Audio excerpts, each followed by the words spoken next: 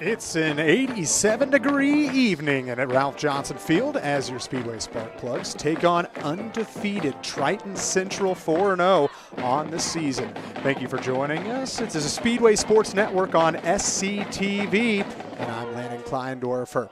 The Tigers bring a balanced offense and a defense that has plenty of turnover ability. Triton Central, as I mentioned, sitting at 4-0 on the year with wins over Batesville 11-10, Hamilton Heights 38-13, Tri-West 17-14, and Monrovia 24-14. Now, one thing you might be thinking to yourself is those really aren't high-scoring games. This is not a team that has seemingly been able to put up a ton of points, but however, they have beaten some good teams, Tri-West especially, one of those rivalry games, as we've got the coin toss coming up here in just a moment. Tonight's officials are sponsored by 2020 Eye Physicians of Indiana. With two convenient locations in Speedway and Indianapolis, the doctors at 2020 provide the high-quality eye care patients deserve, helping everyone see the field of play more clearly. Today's head official, J.P. Patterson, in the white cap today, so we wish him a very successful game. I know that last week we saw one of the most curious situations I think that I've seen in a high school football game in favor of Speedway. If you would remember, if you were watching that game, there was a play where our quarterback, Logan Moore, was about to throw the ball away, fumbles it backward, whistle blows, flag comes out, and the recovery was actually for the opposing team. But since they blew the whistle dead, we lost the yards but somehow came away with the football. We don't want to see anything like that, especially if it's going to come against your Sparkplugs tonight.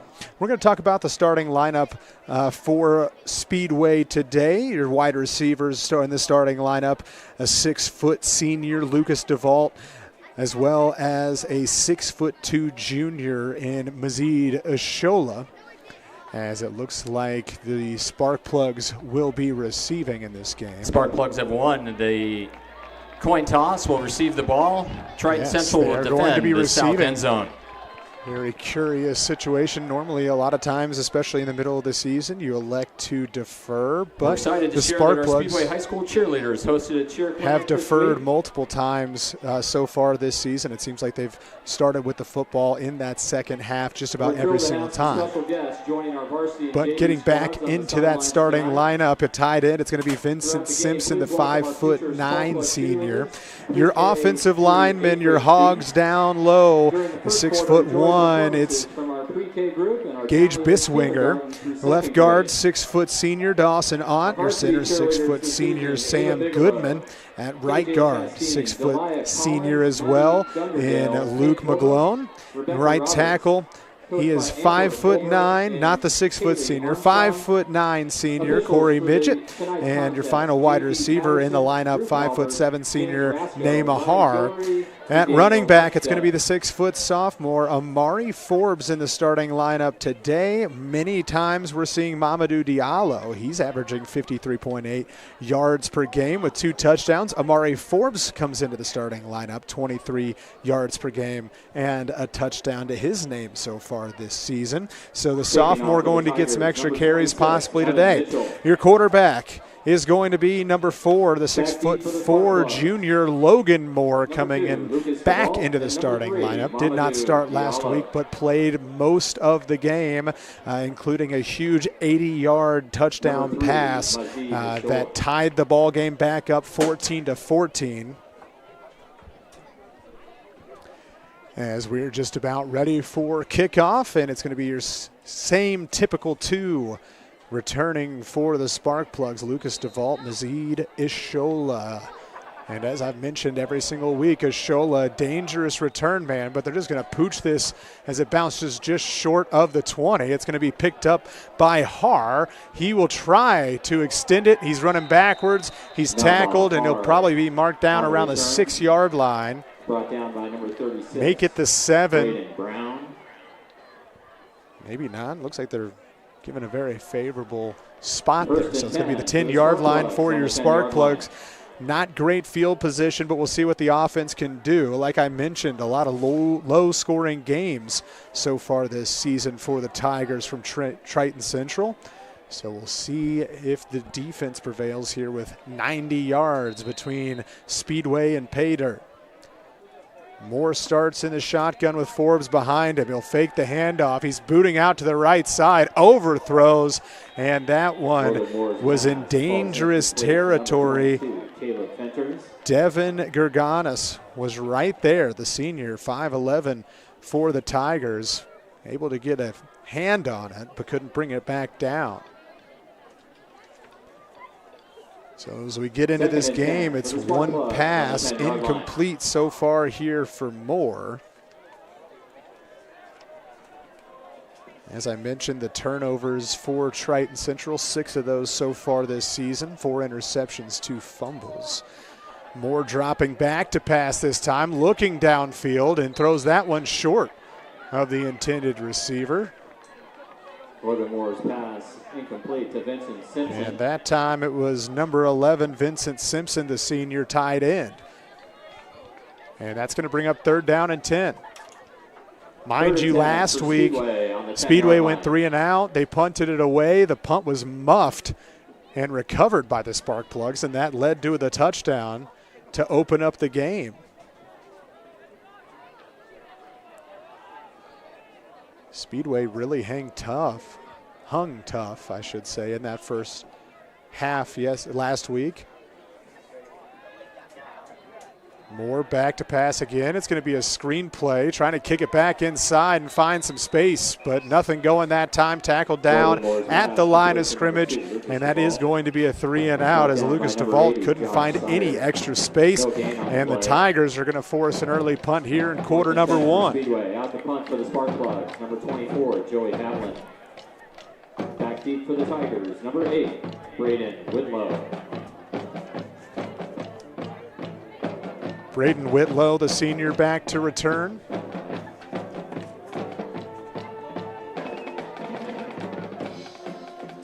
Punting from your own end zone, never great, but able to get that one away around the 40-yard line. Whitlow breaks 1 tackle. He's going to bring it out to the left side. Flag is down as Whitlow is finally brought out of bounds by a pair of Sparkplugs. Pushed out of bounds by number 51, Corey Midget. One of those being Corey Midget on that punt team. But like I mentioned, flag down. I have to imagine that means that the Tigers are going to be moving back.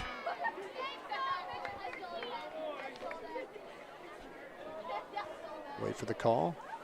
Illegal block in the back. So yes, the Tigers going to be moving it back. Important to mention on the offensive end, few injuries, couple of players out. Illegal block. Kellen Dishman out, the junior, with a shoulder injury. Triton Latulipe also out, suspension. Second game of a 2-game suspension for him. Seth Richardson out with a lower leg injury. Also important, Zeke Robertson. Much of the offense for this Tiger team is out with a broken hand. As an opening flag comes out before the first snap on the offensive end for the Tigers. And that is going to be on the Sparkplugs. 5 yards, it's going to be 1st and 5. But Robertson so far this season, the senior, 52 rushing yards, 80 receiving yards on the season. It's 132 all-purpose. He is going to be sorely missed. He makes up about 1/3 of the rushing game for the Tigers. But it's Matthew Wilkins behind center. As from the shotgun, takes the first snap, fakes the handoff, and he'll shoot it out to the right side. A big gainer this time. Continuing down the field and brought down just short of the 5-yard line. Number 8, Braden Whitlow.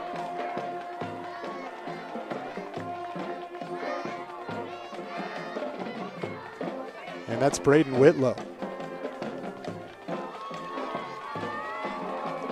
36 yards there, thought I was lied to, saw number 9. That would be Zeke Robertson, who I mentioned is out for this game, but no, that was Braden Whitlow.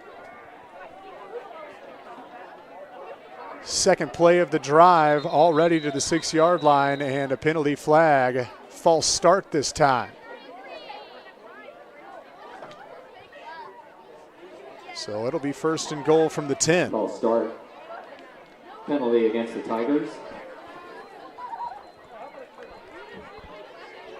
First and goal for Triton Central missing out on 3 starters on that offensive line.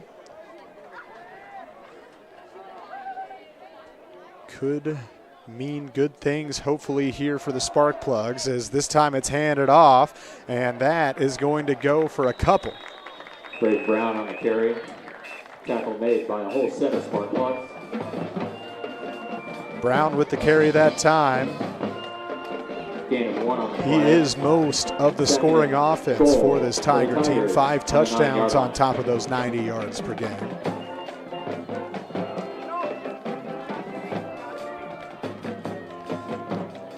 Second down and goal from the 9. That'll just go down as a gain of 1.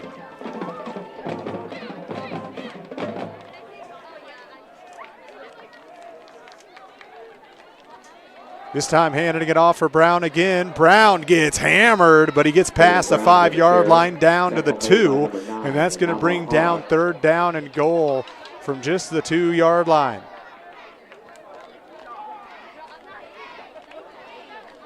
Gain of 6 on the play.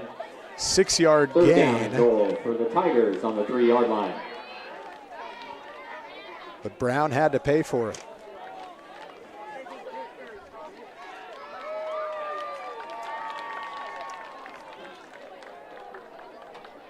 Under center this time. Wilkins hands it off to Brown. Brown dives forward, and he just gets in the end zone for a touchdown. Thought he was going to come up just short, but he was able to extend himself and pick up enough yards for the score.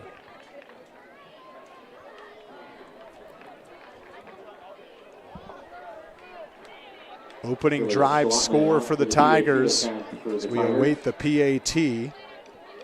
Comes off the foot of Julius Schlottman, and that kick is up and good. So 7-0 to start things off here in the first quarter for the Tigers. Triton Central 7, Speedway 0. First Financial Bank is proud to support the Speedway community. Banking is about neighbors helping neighbors, and it always will be. First Financial Bank, member FDIC.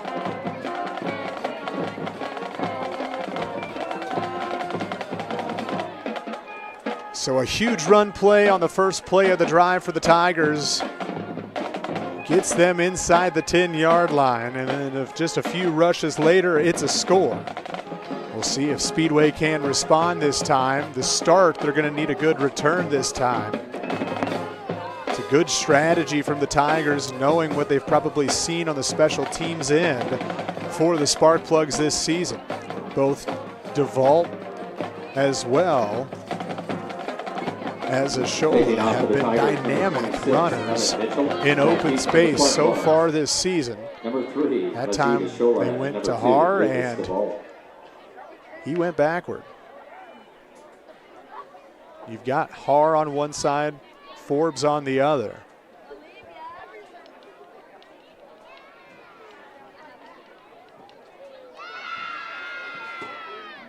Back to kickoff, Evan Mitchell, the sophomore. As we're ready to get things going again. Steps into that one. It's going to be a short kick off the turf. It goes off the face mask of Har. Now he's got some space. A couple of moves up the middle. Har to the 40, across the 40, and tackled down just short of the 45. Nama Har on the return.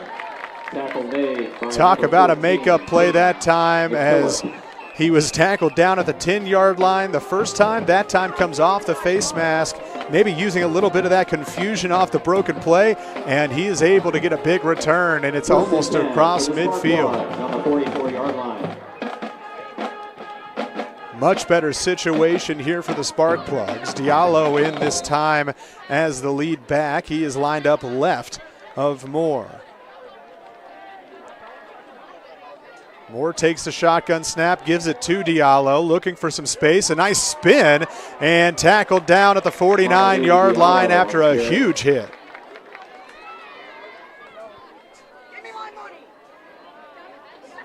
Tackle made by number 4, Luke. 5-yard gain that time for Diallo.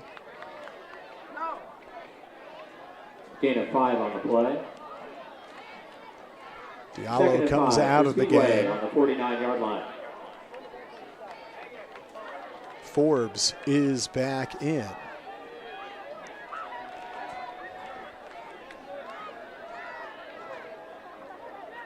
Three-man front here from the Tigers as this one is just through the hands of DeVault.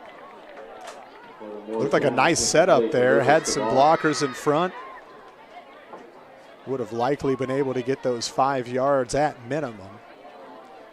But instead, it's going to be 3rd down and 5. On the 49-yard line.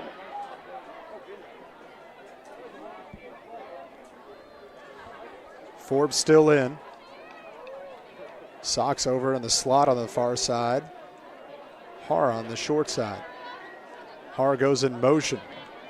It's going to be a pitch play to the left side. Forbes gets across midfield. More yards coming. It's a 1st down for the Sparkplugs. A great run, great blocking ahead that time for Speedway. Brought down by number 55, Dallas Clark.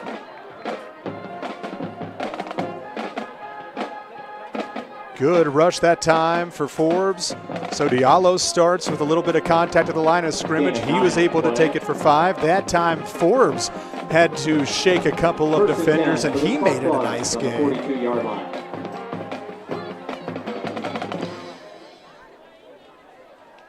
Four receivers out there. Moore in the shotgun. Takes a snap. He's looking to pass down the field, but he's going to be brought down. And just like that, the Sparkplugs back on their own side of the field. Brought down by 55, Dallas Clark. And I'm not being facetious. Loss of The 8 on the man play. on the sack, number 55, Colts fans, Dallas Clark. 2nd and 18 for the Sparkplugs on the 50-yard line. Not that one.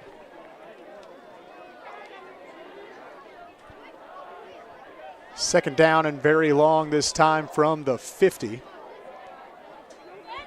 Moore fakes the screen, instead goes middle screen. Har gets a gain of about 4 yards. Looked like he was tackled down by the caller, and the official looking dead at it. Brought down by number No flag that time. Bergman. 3rd down and 14. 3rd and 14 for the Sparkplugs on the 46-yard line.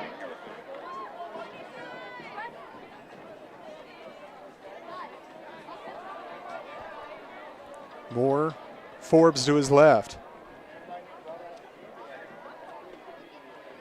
Har on the near hash in the slot, back to pass again. Pressure coming through. Losing the football for a moment was Moore. It looked like he was able to get it again as he came back down, but the defender Josh Sayre came back up with the football. They're going to say it was just a sack. And that's going to bring 4th down and all of it. Speedway, number 24, Joey Havlin. Back deep Punt team going to come out here. They were across the 50-yard line. Now they're back on their own 36.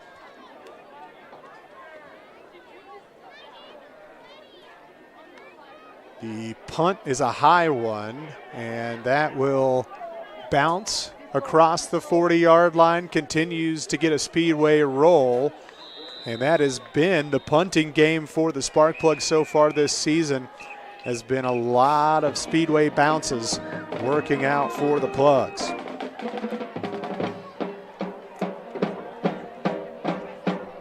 So after a couple of nice plays, Speedway gives the ball right back. First and 10 for the Tigers. And the Tigers looking to add to their lead. Sparkplug defense in the first quarter has typically been pretty solid. That first half, normally they're able to get some stops, maybe even a couple of turnovers. We'll see if they can come away with a big one right here.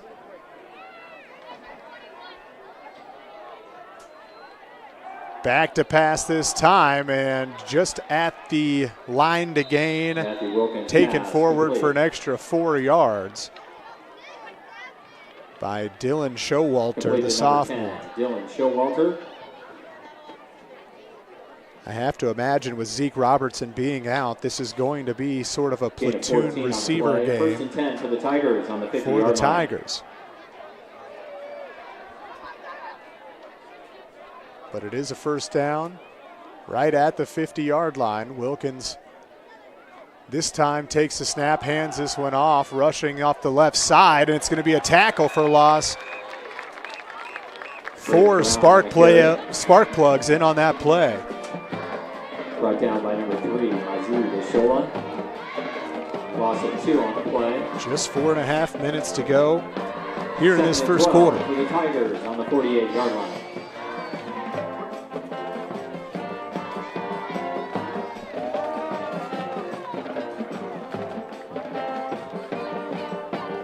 Braden Brown lines up to the left side of Wilkins. Wilkins takes the snap, fakes the handoff, and the throw is high, and that's going to be another tackle for loss on the screen pass, and that was a high one. If that had been jumped just a little bit quicker, could have been going the other way for 6. Great stand here so far for the defense of the Sparkplugs. 3rd down and 14. 3rd and 14 for the Tigers on the 30. This is what Speedway's been able to do all season long, but it's the big plays that have really come back to bite them. You're looking for something possibly going downfield.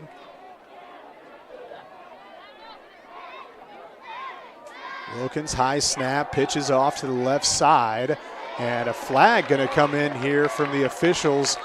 That one tackled in the backfield for a 3rd consecutive time, and it's going to be a holding on the offense. Penalty marker on the field. I would have to imagine they're going to decline that penalty. By the way, you may be not seeing it, but there's been some chippiness on a couple of these plays. Some pushing and shoving between some Tigers and Sparkplugs. And yes, they do decline the penalty. 4th down and long from the Tiger 45-yard line. It looks like they'll bring the punt team out. Out to punt for the Tigers, number 2, Matthew Wilkins. Back deep for Speedway, number 2, Lucas Duvall. And it's a do-it-all kind of quarterback. Matthew Wilkins back to punt.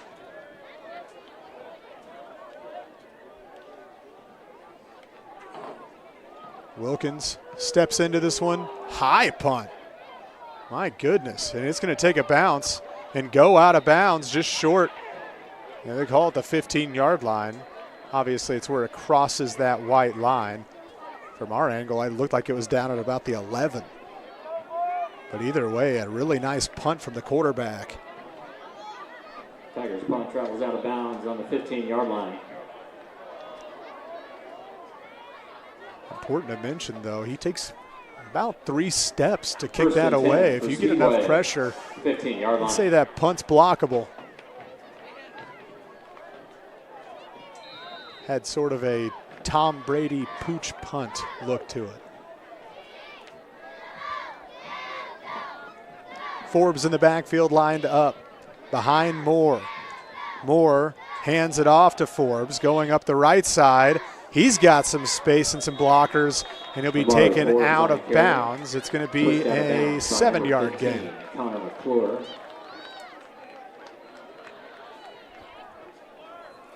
Two nice rushes from Forbes over 5 yards. 2nd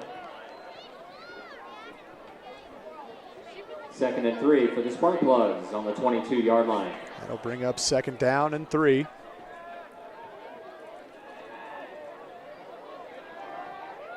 Forbes stays in, getting some instruction from his quarterback.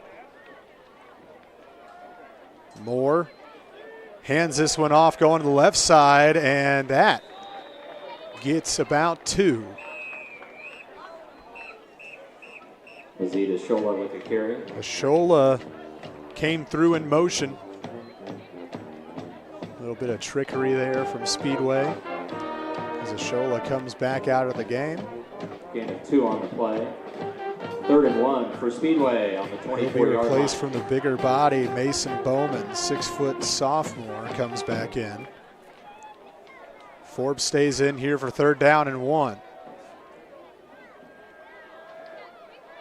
Moore takes a snap, hands this off. Space on the right side. It's a 1st down. Nice running that time by Forbes. Number 4, Luke Strong. He picks up 5.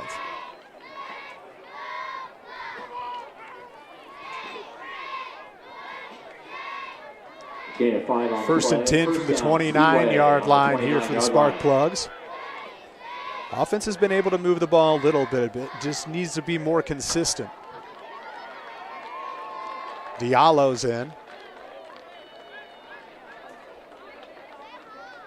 Har goes in motion. Little bit of a mistouch on the snap, doesn't matter. Big gainer for Diallo. He's across the 45-yard line. Tackle made by flag 11, down. Henry Kemper. Flag down at about the 32, and it's going to be a holding call against the offense. Speedway having to move it back. Big damper on the huge carry from Mamadou Diallo.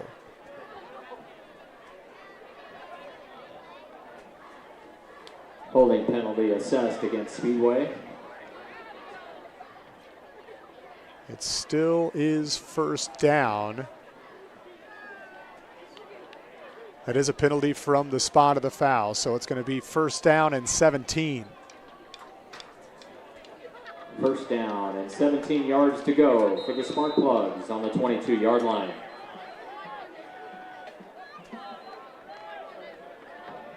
Back to the 22-yard line. Diallo stays in, though. Motions back over to the right side. Moore fakes the handoff this time, looking down the field, firing to Har. Har's got it! Breaks the tackle, open field, continues past the 30, down to the 25-yard line. A huge pass that time from Moore.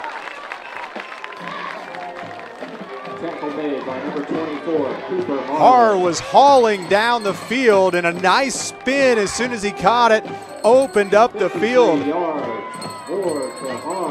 First down, Sparkplug. Looks sort of similar to him on that kickoff return. Just open space, making plays, and the Sparkplugs are in business at the 25.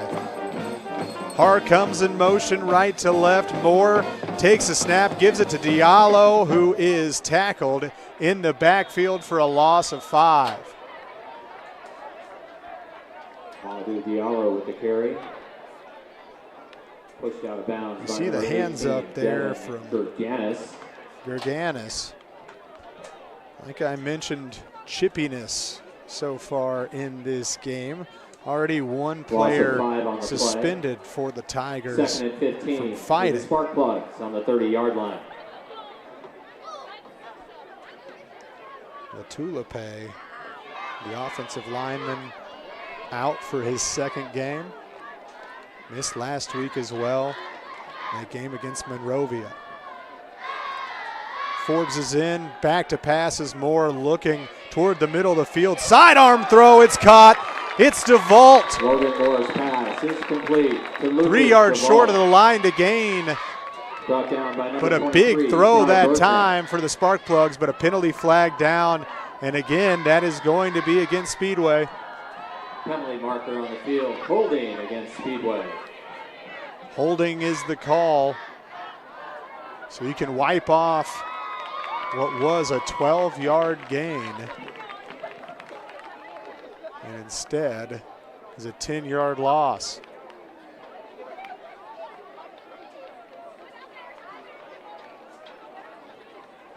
Second down and 25. 2nd and 25. All the way back. The Sparkplugs on the 40-yard line. to the Triton Central 40.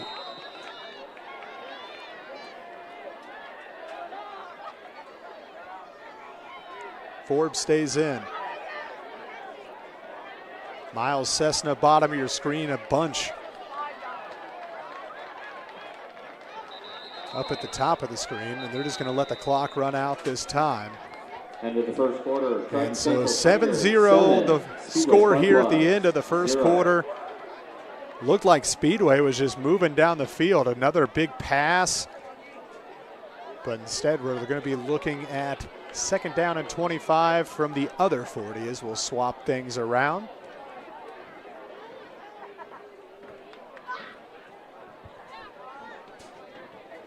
Now taking the field to perform during the second quarter are 3rd and 4th grade pass for the cheerleaders, from Moore to Har went from the 29 all the way down as they bring the Sparkplug spirit to the 25-yard line.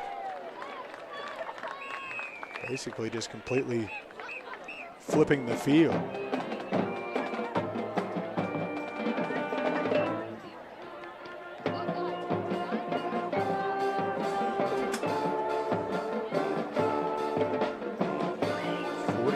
Yards in the air.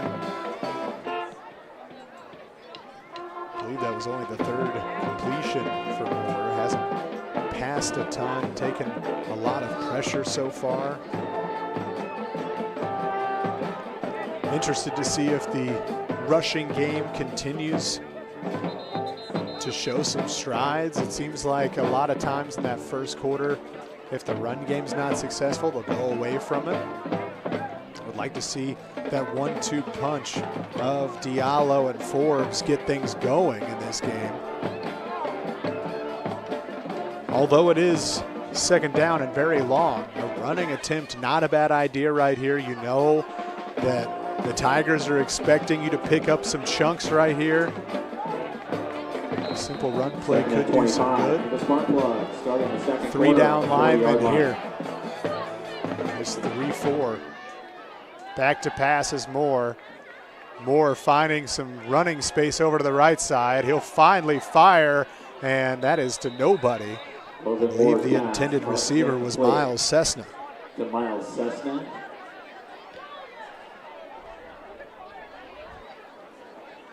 Third and long for the Moore couldn't find anybody.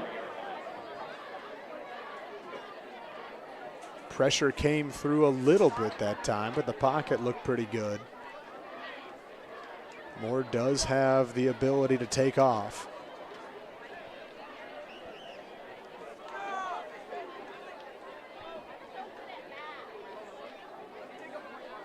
They'll come out here 3rd down and 25 from the 40. Har on that right side in the slot. Forbes in at the halfback. And a penalty flag. That's 5 more yards. Call it 3rd and 30. Delay of game, Speedway.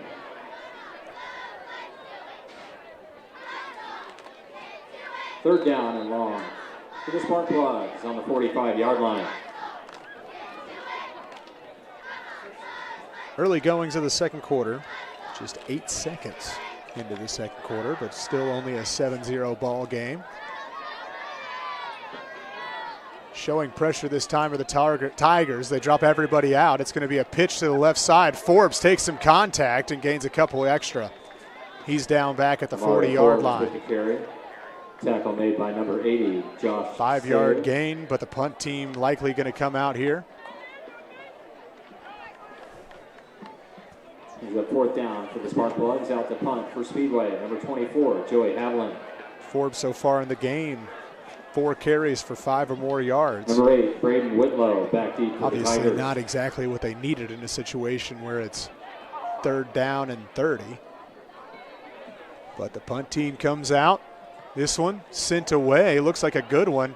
Need a backward hop if it hits the ground. It's going to be returned. Across the 10. Great play. Mazida Shola comes out of nowhere with the shoelace tackle. Whitlow with the return. Looked like there might have been some return capabilities on that play. Instead, it's going to be downed at the 11-yard line.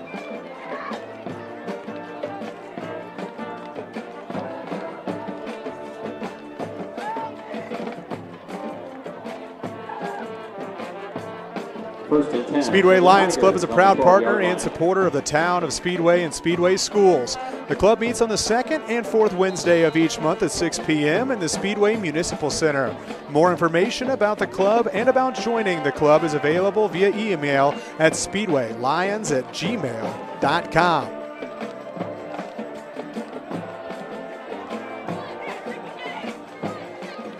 Offense comes back out here for the Tigers. They start with a run play, and Brown goes nowhere. Braden Brown with the carry.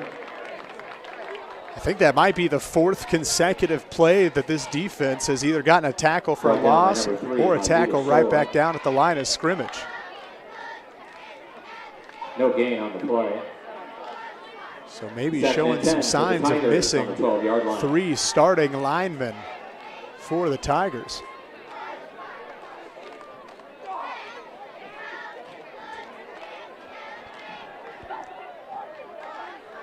Showing 2 receivers on each side.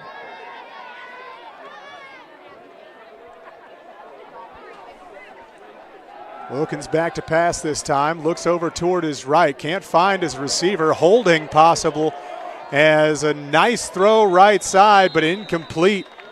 Not going to matter. It's going to be a hold. Wilkins' pass is incomplete to number 11, Henry Kemper. There's a penalty mark on the field. Flags down at the 5, and that's exactly what it is.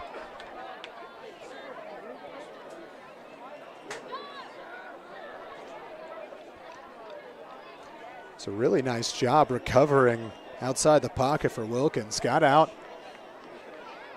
Receiver came back. Holding penalty is declined against the Tigers. Penalty going to be declined. Curious if it's half the distance to the goal. 3rd and 10 for the Tigers. Saying no to the basically 5-yard loss, instead moving it on to 3rd down and 10. So we'll see how that decision works out for the Sparkplugs. Under center this time. Wilkins gives the ball away. Great job by the D-line. Swarming after a gain of just a yard. I'd say that was a pretty good decision. Gain of 1 on the play. 4th down brings the punt team back out here. Out to punt for the Tigers, number 2, Matthew Wilkins. Back deep for Speedway. Last time we saw Wilkins punt, it was a dandy. He certainly got the ability to put it up in the air. This time nearly blocked, but it gets away. And it bounces backward for Speedway and into the paws of a Tiger. Tigers punt is down. But when you're almost punting from your own end zone in a high school game and you send it to about the 50-yard line, I'd say that's pretty impressive. Nice job that time by DeVault to get out of there, though.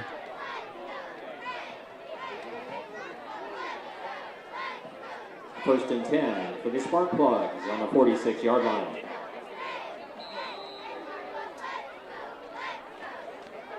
Speedway, good field position to start things out this time in the second quarter, down 7-0.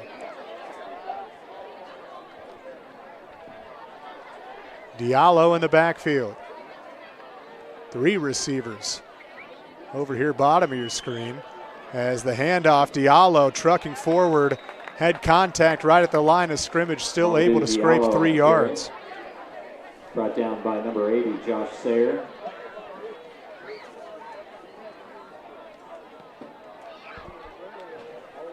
Gain of 3 on the play. Seems like every time I see a play, I'm looking for laundry. Been quite a few penalty flags already here in this first half.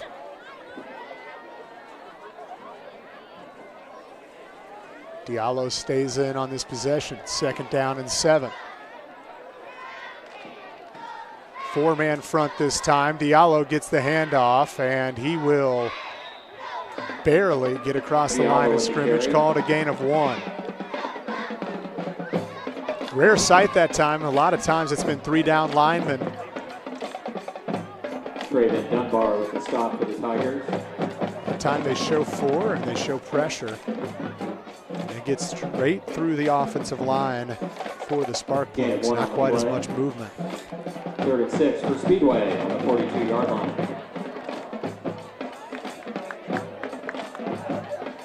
This time the Tigers show 3. Linebacker stepping up a bit, he'll retreat. Moore drops back to pass, play action. Stepping up and now taking off, and he's going to be sacked for a lot of yards. Moore brought down behind the line of scrimmage by number 55, Dallas Clark. Ball might have come out that time, but either way, it's going to bring up 4th down. Moore has just not been able to take any shots. Had the huge one, the one down the sideline to Har, but other than that, it's been tough going. Back deep for the Tigers, number 8, Brady. Another punt this time for the Sparkplugs.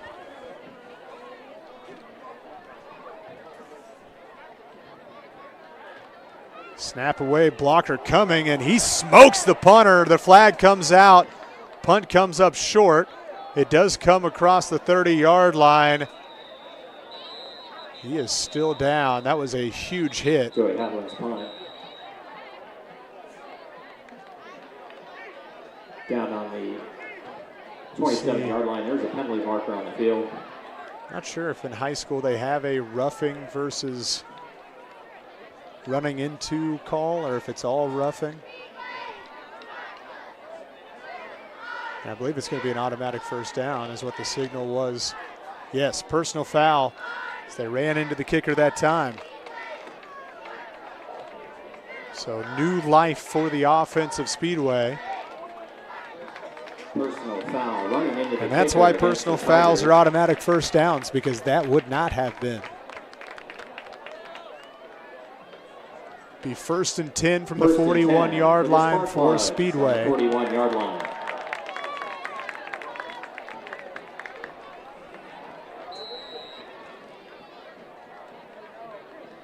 And it looks like Haviland is okay.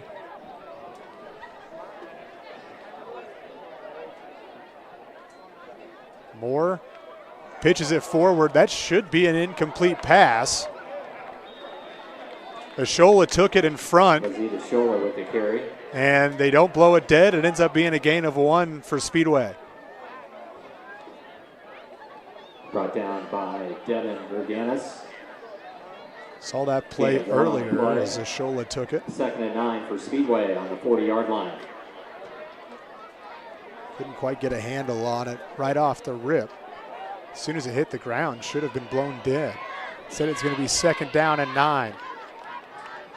Handoff this time, Forbes, left side, gets across the 35-yard line, and that's going to make this a much more manageable 3rd down. Pushed out of bounds by Cooper Marlin. 3rd down and 4. Gain of 6 on the play. 3rd and 4 for the Sparkplugs on the 35-yard line. Another rush of 5 or more for Forbes. He has been very good today.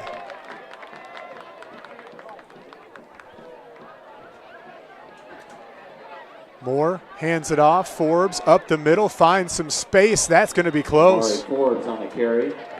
Tackle made by number 23. I think they've got him marked just short. Yes, they do. 4th down and 1. Offense is going to stay out there. Huge opportunity for the Sparkplugs. Down just 1 score. For the Sparkplugs on the 32-yard line. Ashola lined up way out there on the far end of your screen. Forbes to the left. Timeout taken by Speedway. Sparkplug. First timeout of the first half for either team. Maybe just wanting to see what the defense was going to show.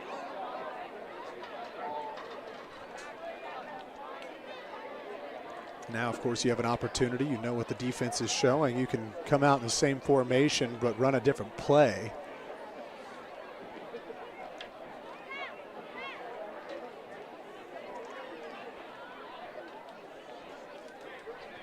Important to remind you as well, we talked about the scores of those first 4 games of the season for Triton Central, it's not a ton of scoring. Aside from the Hamilton Heights game in week 2, which was 38-13, they've been kept under 25 points.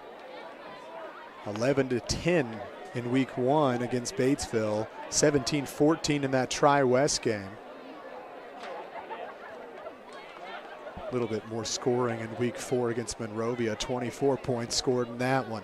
After the timeout. So here we go, big fourth down right here. On the 32-yard fourth down and 1. They've brought in the bigger back in Diallo.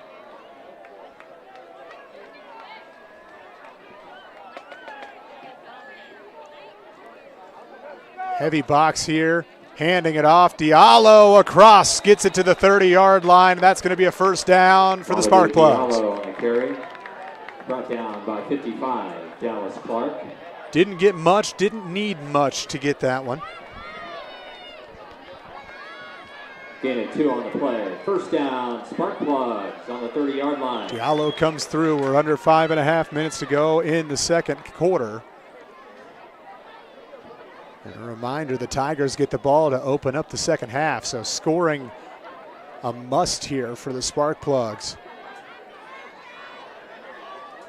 Moore back to pass, looks to the right side, now firing in the middle of the field. Great job by the defense to break that one up. Harr was the intended receiver on the play. Didn't get the number on the linebacker, but one of them came in and broke that one up. Watched film a little bit. That is a go-to play, that middle screen. On the 30-yard line. That was actually Ty Bergman that broke that up, the linebacker.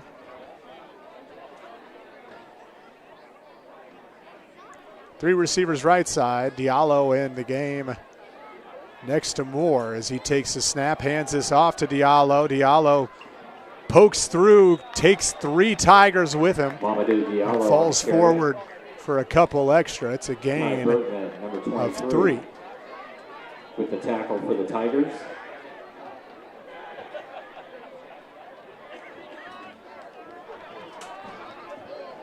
Gain of 3 on the play. Third down and 7. 3rd and 7. From the 27. The Sparkplugs on the 27-yard line. Forbes back in the ball game.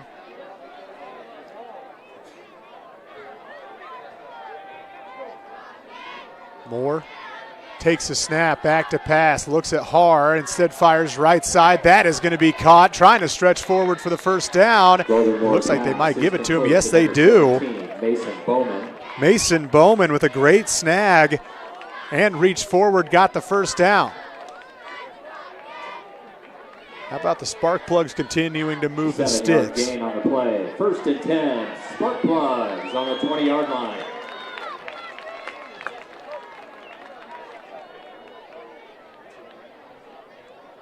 Ishola wide right, Duvall to the left.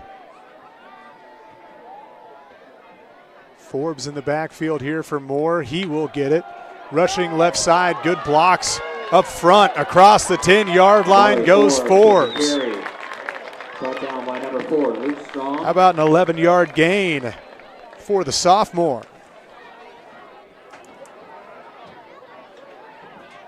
Gain of 12 on the play. 1st and goal, Sparkplugs on the 8-yard line. 43 yards on the ground at least for Forbes. He'll stay in here.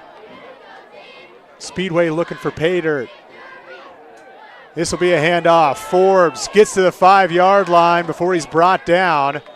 Looks like he might have lost his footing right there. He probably could have fallen forward for even more. 11, Henry Kemper.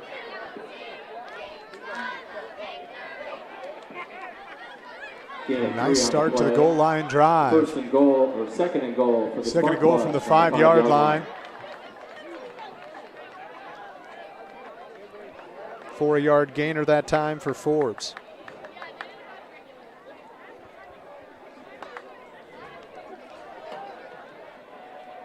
Again, 4 receiver set this time. Forbes gets the football again, trying to stretch it out. He's got a gain of 3.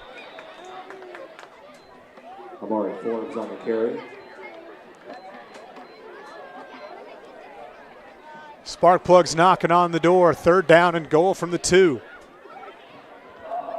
Cooper Moreland with the stop for the Tigers. 3rd and goal for Speedway on the 2-yard line. 5 down linemen this time for the Tigers? No.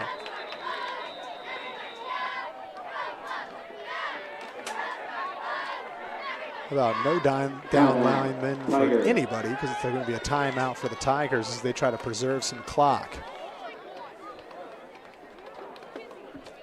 Speedway would have been able to get that clock under 2 minutes. So a wise decision there for the Tigers. Probably the most consistent rushing attack we've seen all season for Speedway.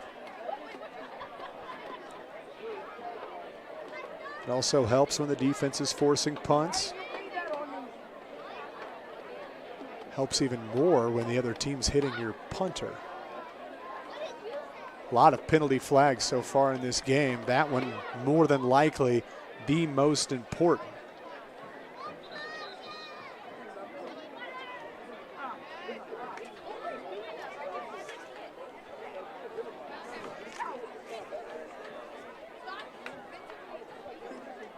Popcheff and Dinn has been your trusted Speedway law firm for over 50 years, offering reliable, caring legal support to families and businesses in our community. Located on 5023 West 16th Street or online at popchefflaw.com.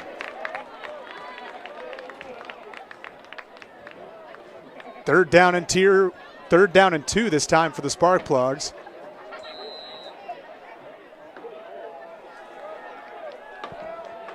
Right on the goal line. Har comes in motion. Taking the snap, hands it off. Diallo right up the middle, touchdown, but a penalty flag. Was Har set? Or was somebody offside?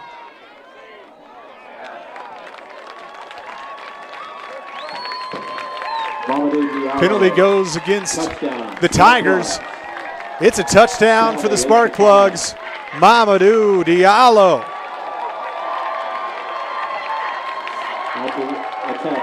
His 3rd rushing touchdown of the season. Holders, number 2, Lucas DeVault, with the long snapper, number 53, Gage Beiswinger. So we'll await the PAT. See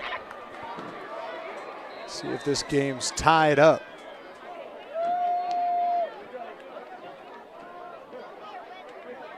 Good snap, good hold, kick away, and good. 7-7 ball game. The Sparkplugs are right back in it. Tie game with just over 2 minutes to go here in the first half.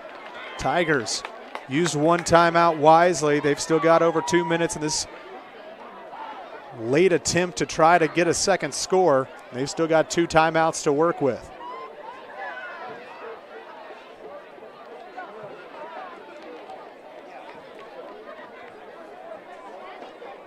We'll see if the decision is just to kick this deep.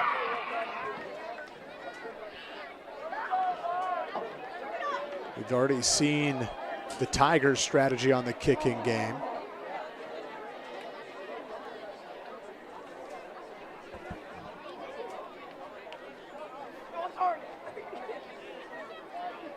I will say Speedway did attempt a sort of a gotcha onside kick earlier this season. The only reason they weren't successful was because the ball had only traveled 9 yards before it was touched by a Sparkplug. Otherwise, I think it may have been Speedway football. Number 24, Joey Havlin. Back deep for the Tigers, number 8, Braden Whitlow, and number 36, Braden Brown.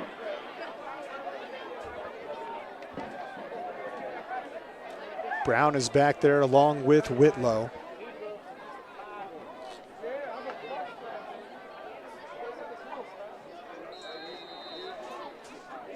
This kick sent away, and a boomer going back into the end zone, and I think there's your answer.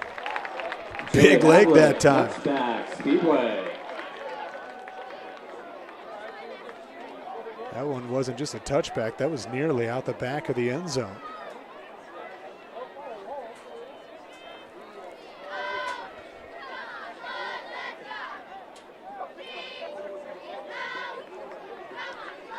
All tied up. 2-minute drill here for the Tigers, plus about 12 seconds. But they'll have 80 yards to travel in a short amount of time. Not a ton of offense so far in this first half. I'm sure that's how Speedway would like it to go. Passing up the middle of the field. That one comes off the hands of the intended receiver, and a dangerous deflection that time. But it just goes to the turf safely for the Tigers. Brings up 2nd down and 10. Henry Kemper, the intended receiver.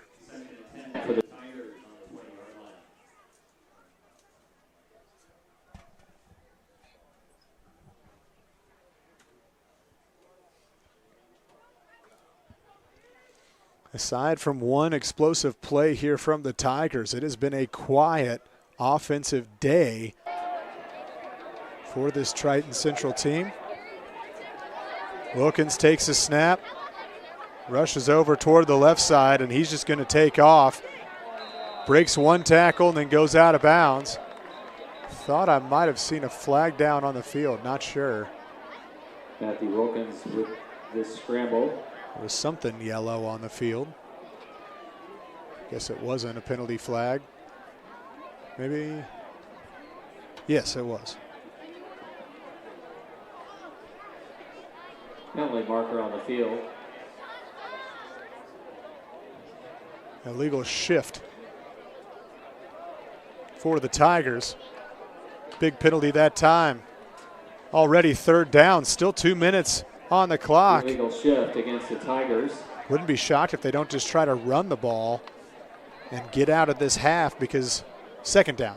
Apologies. 2nd and 15 for Triton Central on the 15-yard line. So maybe taking one more shot. If they don't gain many yards, that might be the strategy, but still only 12 seconds off the clock.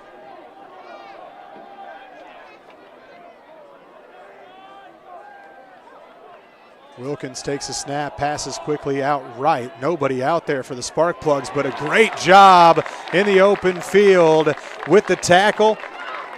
Keller Sox. From Wilkins. Normally good for at least one explosive play on the offensive end. That was a nice play that time. It's 2nd down and 10. Clock ticking under 1:30 before this ball will be snapped. 3rd and 10. Not much of a hurry here from the Tigers. Wouldn't have been shocked if we didn't get a timeout from Speedway, but they're just going to let the clock run.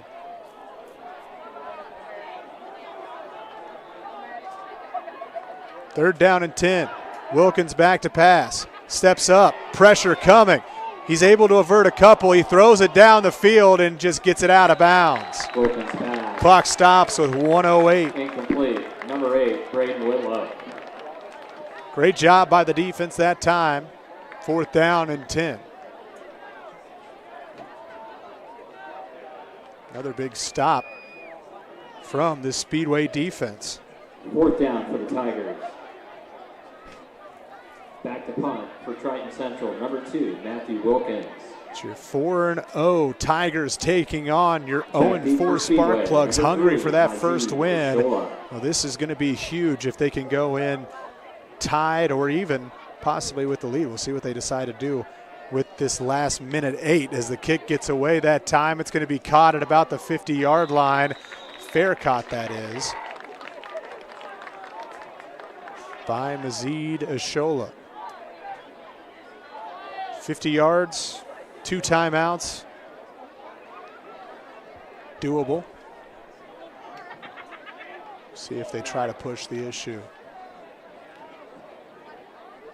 1st and 10 for the Sparkplugs on the 49-yard line.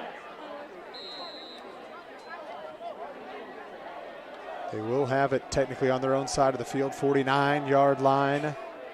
Forbes in as the halfback. as he'll send him out wide. Moore fires. Defense comes through. Was that a backward pass? Look at Moore's pass.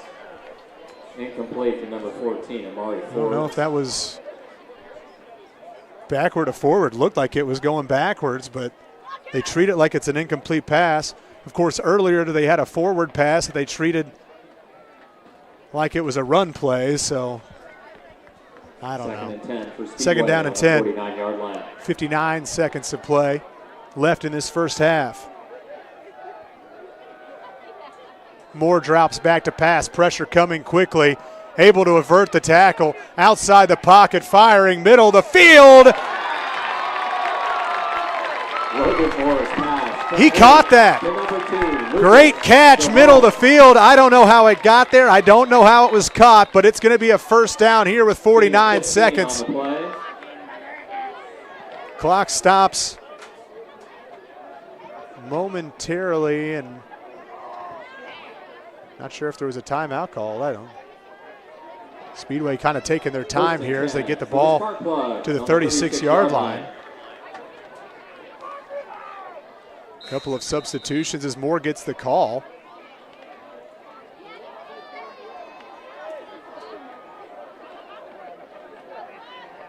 But a huge first down right there.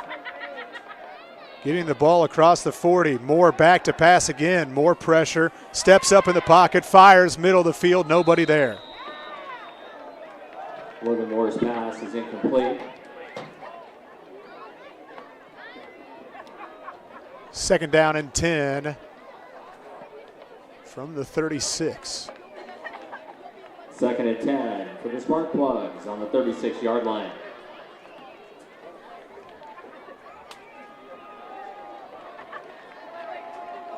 Forbes in the game. Hard to the slot to the right. DeVault comes in motion left to right. Handoff this time for Forbes. Finds some space across the 30, the 35.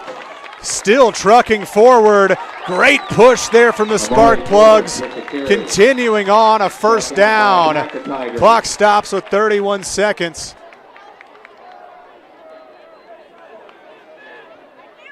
And Speedway going to think this one through.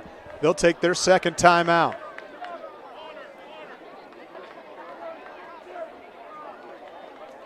Gain of 15 on the play. Would be huge if the Sparkplugs could get on the board right here, knowing the Tigers get the football back to open up the second half.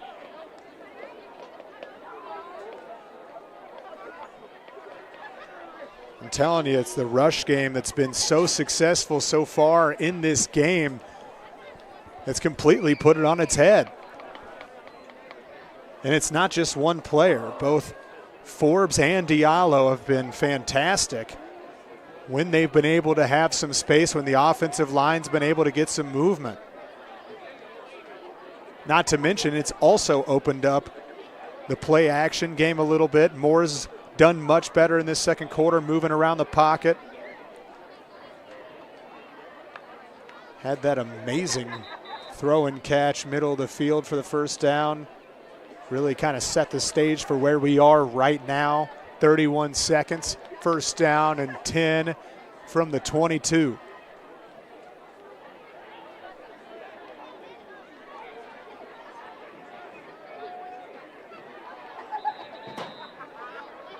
Offense comes out.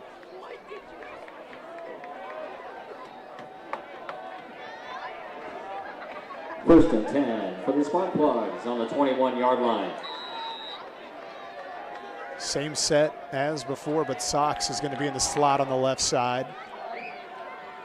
Forbes goes in motion out wide, faking that pass. Now it's a middle screen, and it's behind Har. He got his fingertips on it, but he couldn't bring it in. There was some space middle of the field right there. He could have at least gotten an extra 4 or 5 yards, if not more. Knowing the capability of Har when he gets the ball in his hands, who knows what could have happened. Second and 10 for the Sparkplugs. He had to come back for that one. Tough catch, running the opposite direction. Some more again here, 2nd down and 10. 27 seconds left. Sox comes in motion, left to right. It's a handoff to Forbes. Blockers in front for the Sparkplugs, and Forbes gets out of bounds after just getting across the 20. Cooper Marlin. That's going to stop the clock. Looks like a gain of 3 yards on the play. 3 on the play. 3rd down and 7, 23 seconds. 3rd and 7 for the Sparkplugs on the 18-yard line. They're confident in their kicker to come in, especially from this distance. Har in motion right to left. Hand off to Forbes right up the middle across the 10-yard line. Brought down by number 80. They're going to mark him short. 4th down and 1. What do you do? Actually, it looks like 4th and 2. Do they keep the offense out there? 3 seconds left. I doubt it. Timeout, Speedway. They use that last timeout.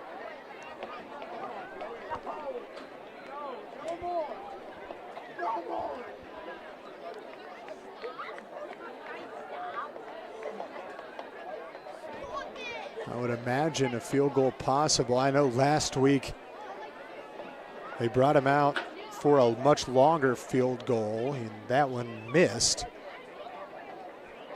But I saw him practicing from 40 yards out last week. Field goal from here, 30 yards.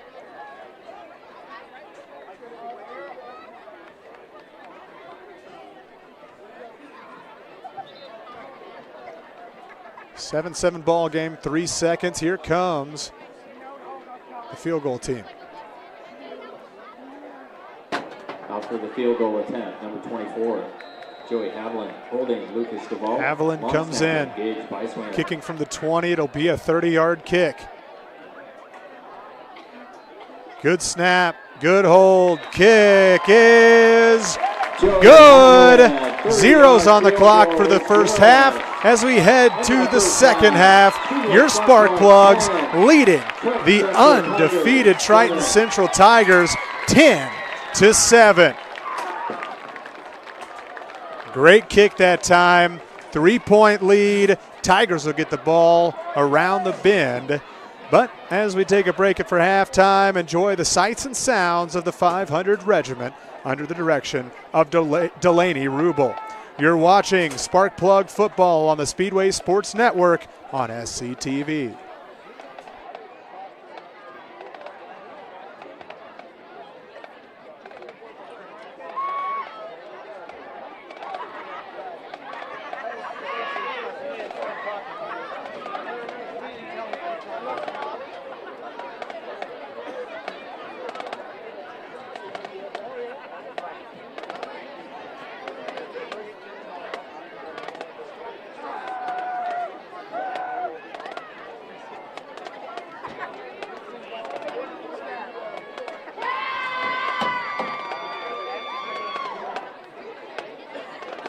Ladies and gentlemen, please enjoy the halftime entertainment presented this evening by the 500 Regiment, directed by Delaney Rubel.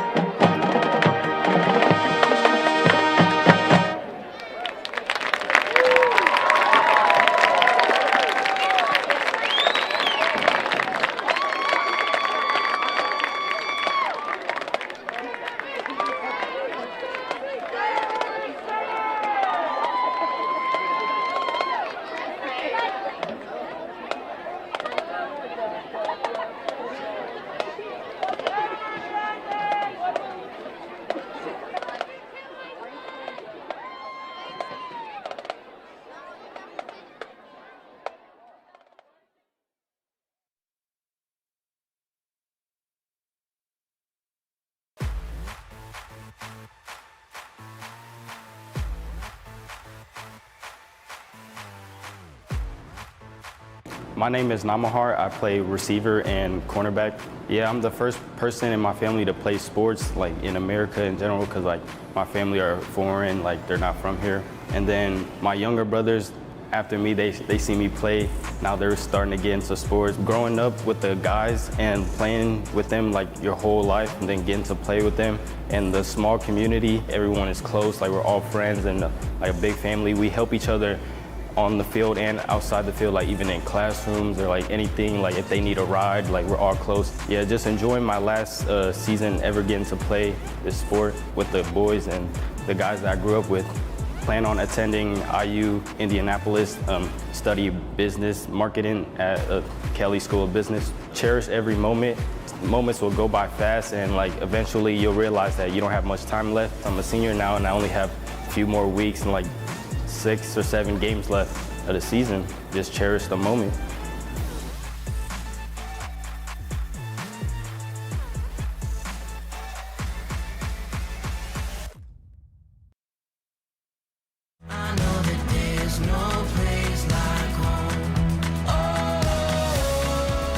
I'm Christina Young and this is Gina Grove. We're with the Speedway Hometown Parade Committee and we are really excited about the parade this year. We want to give a big shout out to all of our returning sponsors, and we have several new sponsors as well this year, including Apricot Orthodontics, the Alliance Insurance Group, SCG Sims, Lindy Advanced Material Technologies, and Simply Fresh Solutions. Thank you all so very much. Without you guys, we could not do this parade at all. So big shout out to all of our sponsors again this year. So we're really excited to see all the participation and we hope to see you there. This year we have about 40 groups participating, over 500 individuals participating in the parade. So we're so excited to welcome everyone and thankful that they are wanting to be involved and show their Speedway spirit. The parade will be on Friday, October 3rd, starting at 5 o'clock. And the route is on 21st Street to Winton Avenue, and then it ends here at the high school parking lot, just in time for the Speedway High School homecoming game. So come on out, get on your Speedway gear, line the streets, make sure your kids have a big bag to collect all the candy because there's going to be lots thrown. If you want to participate, there's still a chance to do so. Just go to our website and sign up there and we'll get you in the lineup. We're excited to have as many people as we can come out and participate in the parade. It'll be Friday, October 3rd at 5 p.m. with a rain date of Saturday, October 4th at 5 p.m. Girls, are we excited for the parade? Yeah! I love parade!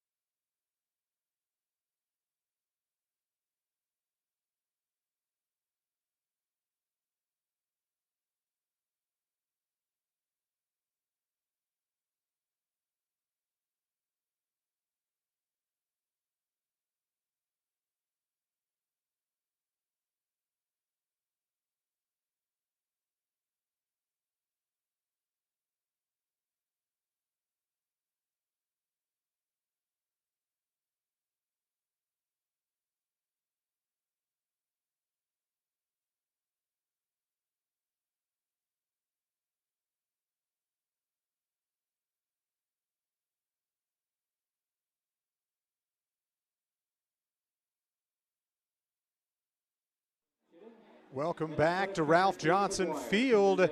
This is the Speedway Sports Network on SCTV. I am Landon Kleindorfer and your Sparkplugs in the lead 10-7 right now. Triton Central has not been able to get the offense moving since the first time that they touched the football.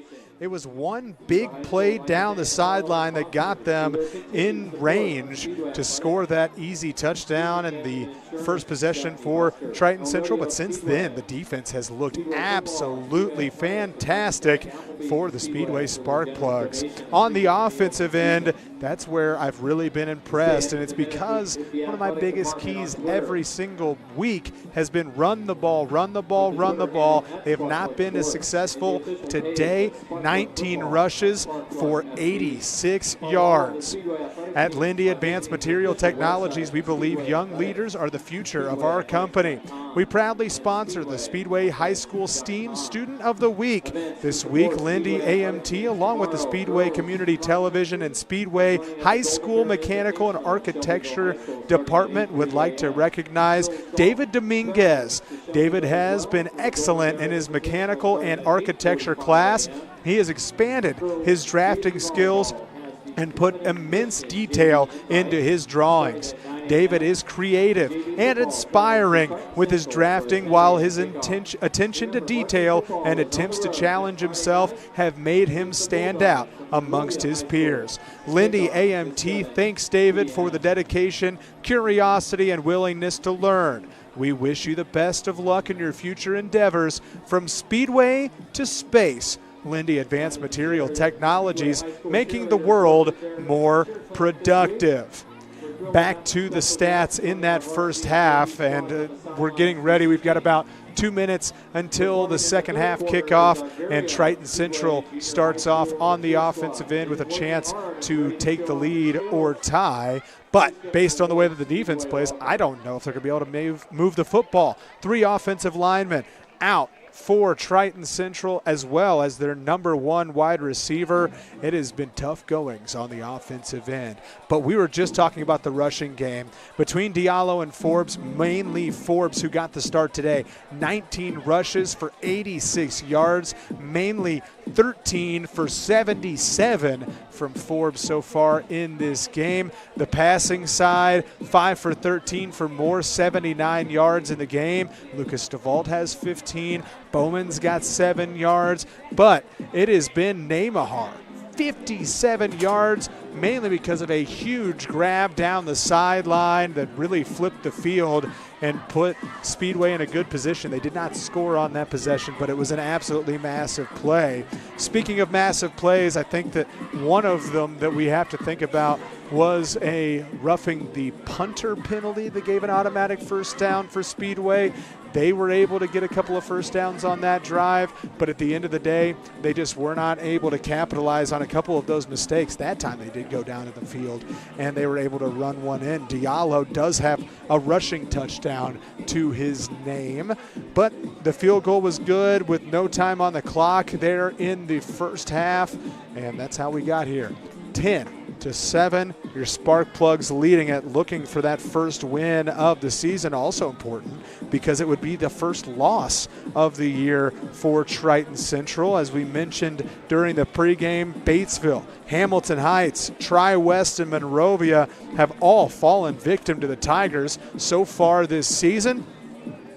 Maybe not the Sparkplugs. We'll see what happens. 0-4, looking to move that to 1-4, going into their first road game next week. Since week 1, we've had 4 straight home games here at Ralph Johnson. Very fortunate to have those home games in a row, but they'll be on the road next week. Talking about your Speedway Sparkplugs.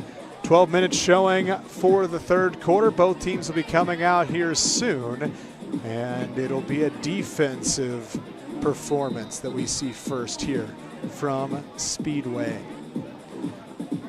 A couple of also important statistics. Wilkins, the quarterback for Triton Central, 4 of 7, 53 yards through the air so far, and their lead back in this game,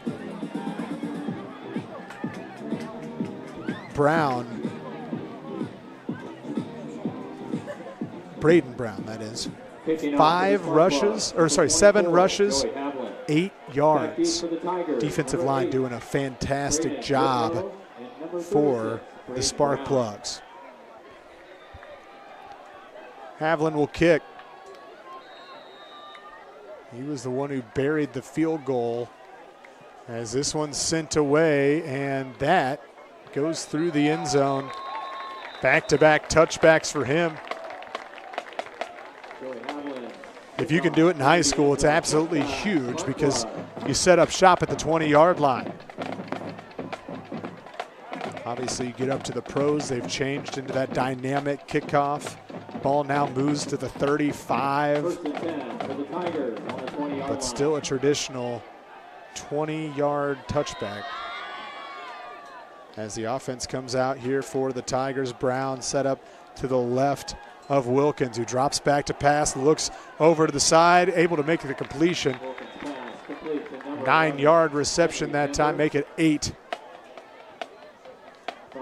for the intended receiver, Henry Kemper. He's got a couple catches on the day. Gain of 8 on the play. 2nd and 2 for the Tigers on the 28-yard line.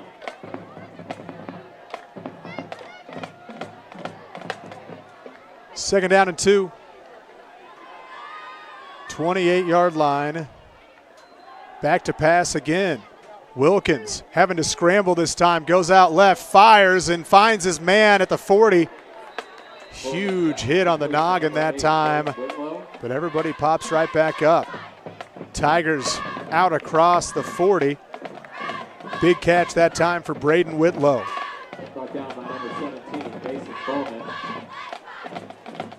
Pressure was able to get through that time for the Plugs, but just not able to get home. That has been a big storyline all season long. It seems like the pass rush has done a nice job creating pressure. They just haven't been able to finish and bring the quarterback down.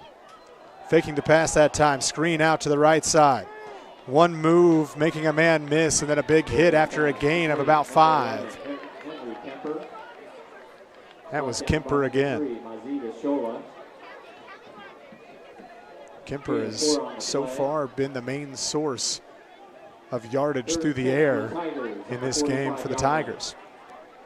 4-yard gain, 2nd down and 6.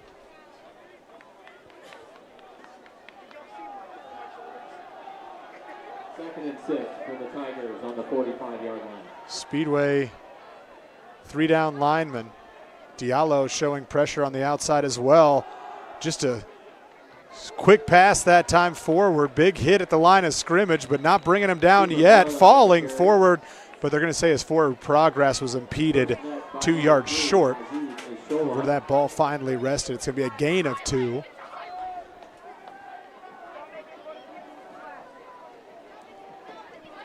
And yes, folks, that is a pass.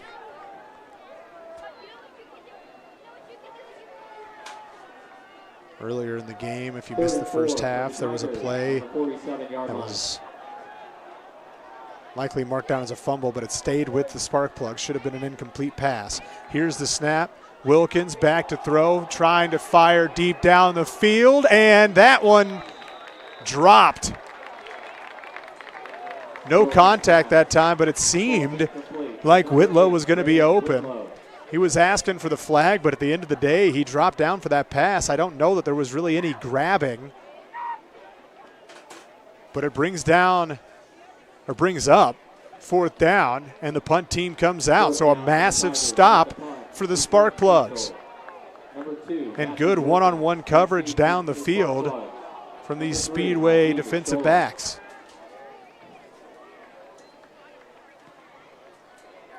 Good punt this time inside the 20. Will be returned right up the middle, and Ishola gets reefed after a gain of about 5.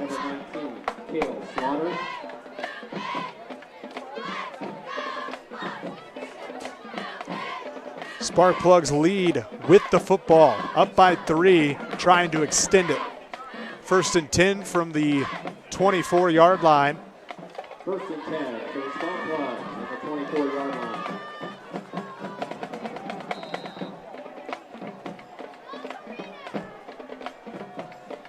Forbes will start in the backfield for Speedway. 77 yards already, gets the handoff this time up the middle, stopped at the line of scrimmage, maybe poked through for a yard, and they will give him 1 yard. Stopped by a whole pack of Tigers.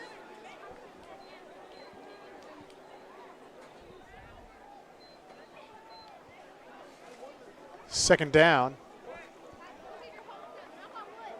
And it looks like they gave him 2 yards on that, so it'll be second down and 8. Second and 8 for the Sparkplug on the 26-yard line. Forbes stays in.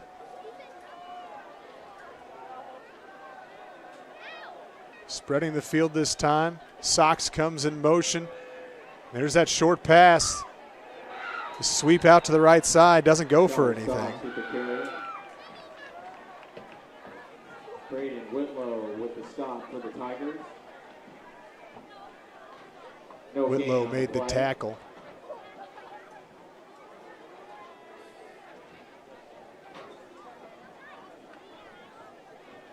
But it's just a quick shovel pass, and we've seen that a lot. It's become more and more popular, especially in the college game. It's translated into the high school game as well.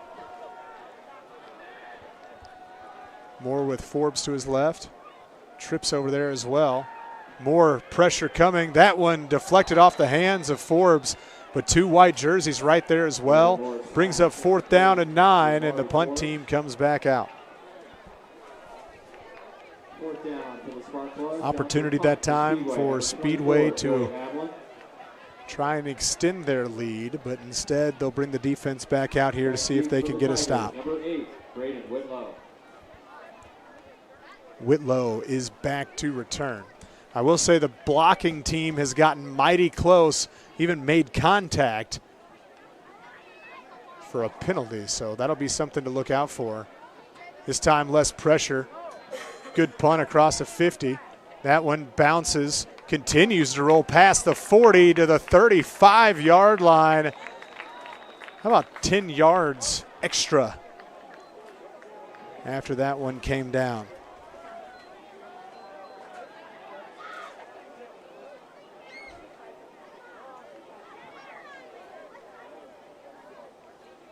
Yard punt for the Sparkplug.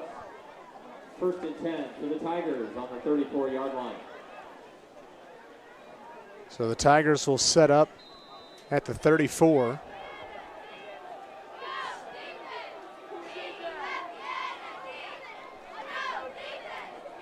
Under 8 minutes to go here in the 3rd quarter. Wilkins takes the high snap, back to pass, pressure coming this time, and Wilkins is brought down for the sack. How about the pressure that time? LeBron Willis, the senior linebacker, hunted down the quarterback for a 5-yard loss on the play. Loss of 5 on the play. 2nd and 15 for the Tigers on the 29-yard line.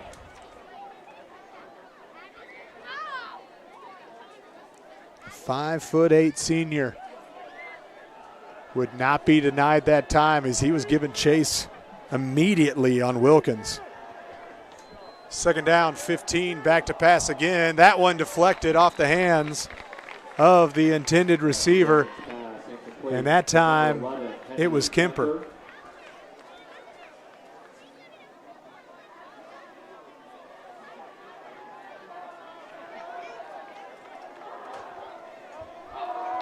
Third down and long. 3rd and 15 for the Tigers. The original line of scrimmage at the 34, this back at the 29. First down marked down at the 44.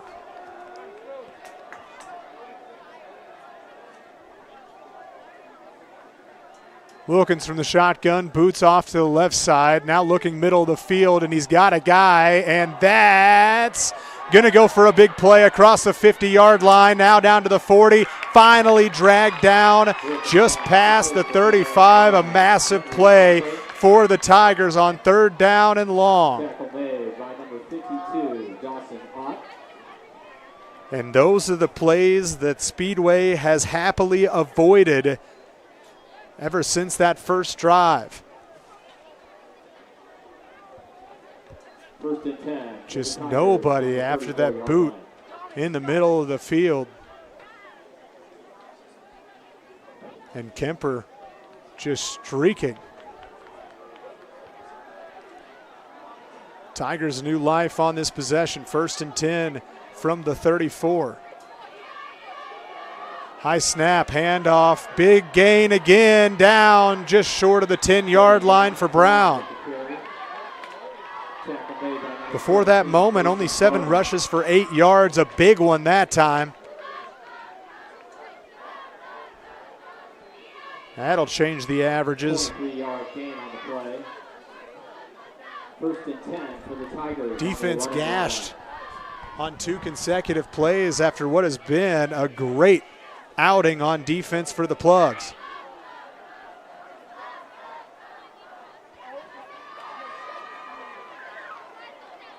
One guy jumped on Speedway, but nobody moved.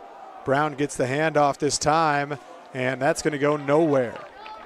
Brown with the carry. That was Diallo with the tackle. Helped out by 3 other Sparkplugs. Gain of 1 on the play. Saw Dawson in on that play as well. The 10-yard line.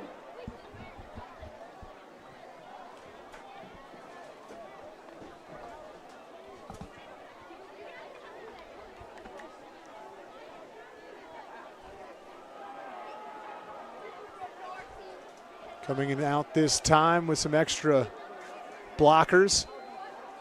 But Wilkins drops back to pass, fires middle of the field, and again, just outside of the reach of the intended receiver. Kemper's been targeted nothing short of what seems like 10 times today. I mean, they have clearly been trying to get him going. He's had some big plays. He's also had some come off the hands. 3rd down. 3rd and 9 for the Tigers on the 10-yard line. There is the capability of a first down. They've got the marker set out there. So it is 3rd down and 10 from the 11.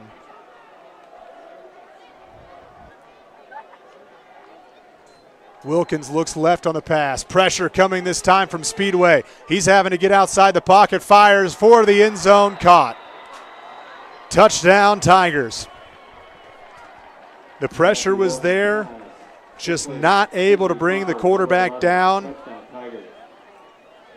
And again, that's Kemper making the play as the Tigers take the lead.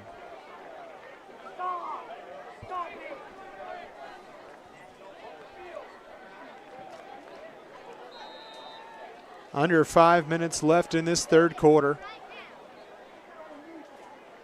PAT attempt, pressure came, and the PAT is good, 14-7 the score. PAT attempt is good. 4:48 left in the 3rd quarter. Triton Central 14, Speedway 10. It had been a dormant offense. We said those halftime stats. Wilkins only 53 yards passing, Brown 8 yards rushing. It doesn't matter. They have done a nice job, or did a nice job on that drive. VP Insurance works with a wide range of providers to find the right policy for your needs. Located in and serving the Speedway community since 1974, our experienced agents work for you, not the insurance companies. With competitive rates and personalized service, VP Insurance helps you protect what matters most. 14-10, the score of this game. Your Sparkplugs trailing by just 4 points with an opportunity to take that lead back. We'll see how the offense responds. They've been able to move the football. They've gotten plenty of first downs. It's just about putting it all together consistently as they've tried to move the ball down the field. A lot of times after a big play, they've been able to get down 3rd or 2nd and 5, and then a penalty or a tackle for loss, something big happens that moves them back. That's happened on 2 or 3 separate possessions so far in this game. but the yardage is looking good so far for Speedway. Probably the best we've seen since week 1. It's going to be caught directly for Ashola, looking for some space. Broke one tackle, but he's going to go down just short of the 30-yard line. Ashola with the return. First time we've seen Ashola get a good return, or an open return, that is, in about 2 weeks. And Ashola, I think that's who just went down on the sidelines. 1st and 10 for Speedway on the 28-yard line. And yes, he is down on the sideline right now. Trying to keep you updated on him. Looks like he might just be cramping up. That's what they're working on with the training staff. But Forbes next to Moore, he'll get the handoff. Blocking gets out there, able to break a couple tackles. And finally, more white jerseys come in there to finally bring him down. They're going to say no gain. Actually, a loss of 1. Loss of 1 on the play. 2nd and 11 for the Sparkplug. 2nd down and 11. Forbes staying in this time. 3 receivers over to the right side. Bowman, Sox, and DeVault. DeVault between the two. Taking the snap. Screen pass out wide to Sox. He makes a move, moves forward past the 30. Gain of Logan Moore's 5. Complete to number 10, Keller Sox. Should bring up 3rd down and 6. Make that 3rd down and 7 is a gain of 4. Gain of 4 on the play. 3rd and 7 for the Sparkplug on the 31-yard line.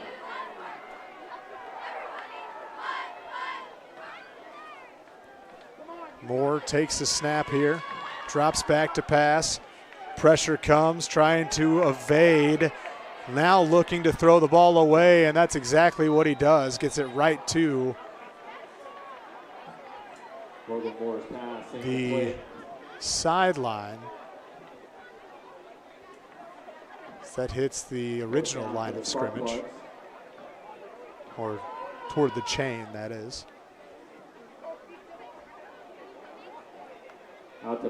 So that brings up 4th down, 4th and 7, and the punt team comes back out there on the field. For the Tigers, number 8, Braden Whitlow. Sparkplugs, even if they're not able to find scoring, at least need to be able to get some first downs. Give the defense a breather.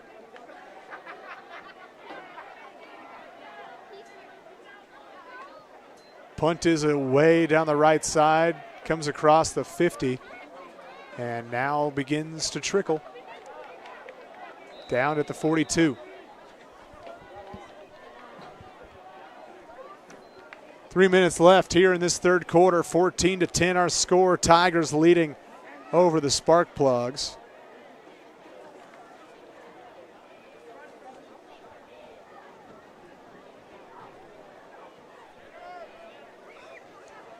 First and 10 for the Tigers on the 42-yard line. Rushing game hasn't really been the same. A lot of dropping back to pass from Moore here in this 2nd half so far. Would like to see that rushing game get back to where it was. 3 down linemen this time. Sox to the outside for the pass rush. Wilkins going to break off to the right side, points to a receiver, finds his receiver, and guess who? Wilkins pass complete to number 11, Henry Kemper. Kemper with another grab. That's good for 6.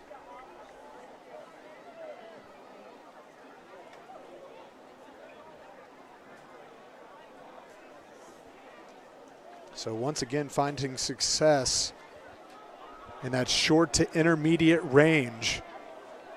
This is not a Tiger team that's going to take a lot of deep shots. They've taken 1 or 2 so far in this game. Wilkins back to pass again. A lot of time, fires right side, and incomplete. Wilkins pass complete to number So that one hits the turf, 3rd down. Connor McClure. Check that, incomplete.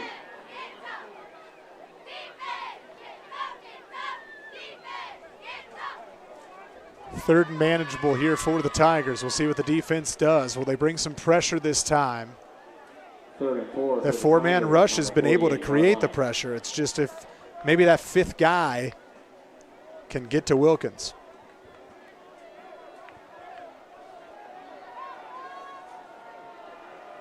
A lot of big bodies around the line. It's going to be a handoff up the middle, and that's going to be good for a first down and some as they're finally able to get Brown down to the ground across the 40-yard line. Brown with the carry. And a player is down for the Tigers. They're already short 3 men on the offensive line. This time it's Wyatt Viles who's slow to get up. Looks like he's going to have to come out of the game, get checked out by the training staff. Bryson Mills comes in, a freshman.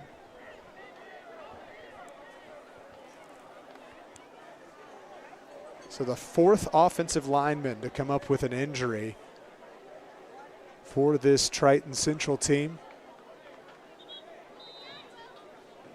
I'm sorry, I guess I should say the third with an injury, one being suspended as well. And not just an offensive lineman, it's the center. So allowing the freshman.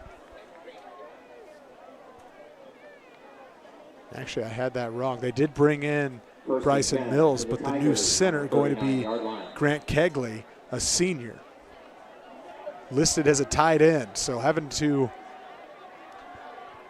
decrease the beef between the tackles. Wilkins back to pass. Pressure comes. Pocket good. Deep throw this time over the top. Incomplete, but a flag in the secondary. Marker on the field. And you have to assume that's going to be pass interference or at minimum a hold. Yes, pass interference.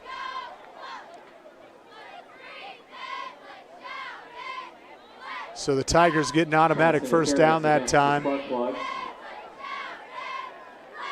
Didn't see the contact beforehand, but I have to say, you know, as far as pass interferences go, he was still open over the top.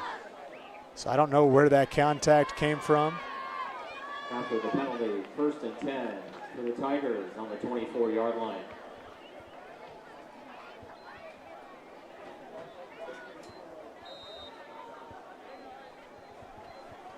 Wilkins in the shotgun again. Brown to his right. Multiple blockers in the middle. Brown gets it. Doesn't matter. They have not been able to run the ball up the middle at all.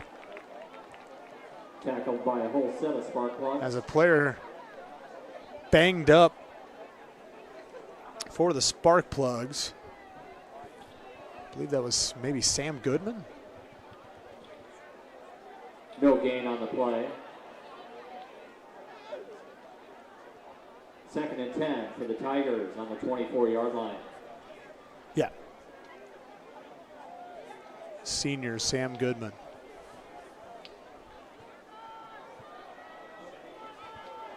Second down and 10 after the run goes nowhere. Faking the handoff this time. Pressure coming. Wilkins able to get that one away. Outside the pocket. Great throwaway that time, but also great pressure from the Sparkplugs. Brings up 3rd down and 10. Not sure how the kicking game is for the Tigers.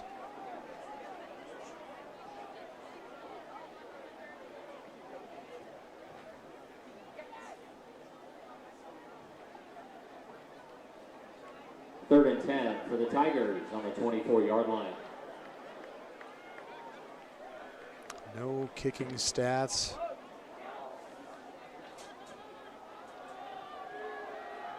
No field goals. I'm sorry, 2 for 4 for the kicker as they get it outside. That ball is live. Fumble scooped up, and they blow that one dead. That was lateral at best. And I'm not 100% sure. We don't have the replay, but I have to say that is the 3rd time today that an iffy call on whether or not the ball was going forward or backward has resulted in probably the wrong call.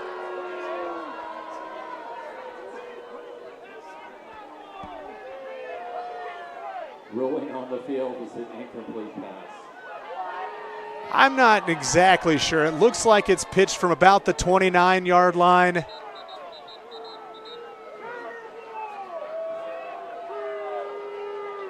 And I could see it being very even.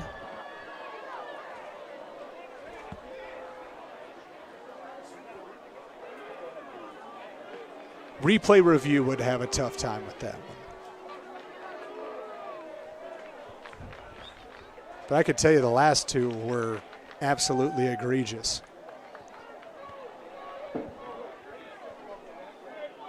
Coach had to take the hat off to have this conversation.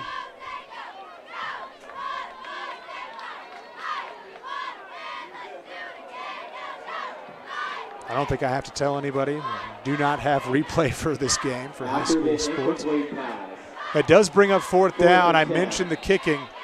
2 for 4 on the season. Not very confident in it because it's 4th down and 10. The offense still out there. Wilkins takes a snap, boots off to the left side. He's going to turn, fire toward the end zone. Open receiver, broken up. Fantastic play, Lucas DeVault.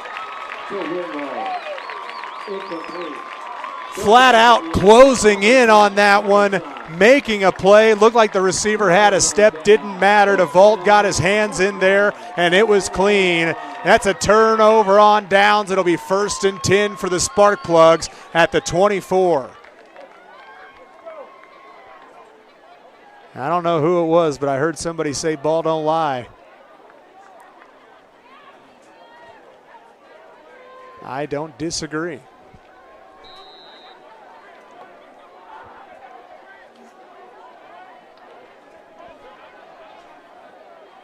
Diallo is in. 5 on the line for the defense. Diallo gets the ball anyways, and he goes nowhere. Actually gets popped. I think that might have been his mouthpiece that just flew out. But a lot of times when Diallo's the one that's carrying the rock, it just seems like they put more on the line for the defense. He is certainly more of the power back out of the two. Although Forbes has done a nice job dragging defenders for an extra couple so far today. That's a loss to 1. It's going to be 2nd down and 11. Forbes comes back into the game. Ashola on the far side. Forbes gets the carry. He doesn't turn it up. Instead, continues to move outside, and he's going to gain 2. Amari Forbes with the carry. So Amari Forbes gets back to the original line of scrimmage and 1. Under a minute to go here in this 3rd quarter. Just a 1-possession game, 14-10. 3rd and 9 for Speedway on the 25-yard line. Little tape issue there for Dallas Clark. Dallas Clark didn't wear gloves.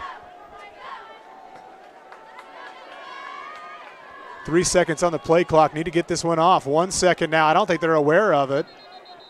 I was about to say I didn't know if the officials were aware of it either, but they do throw the flag. Delay of game against Speedway.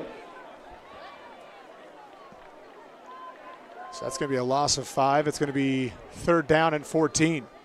19 seconds left in this 3rd quarter. On the 20-yard line.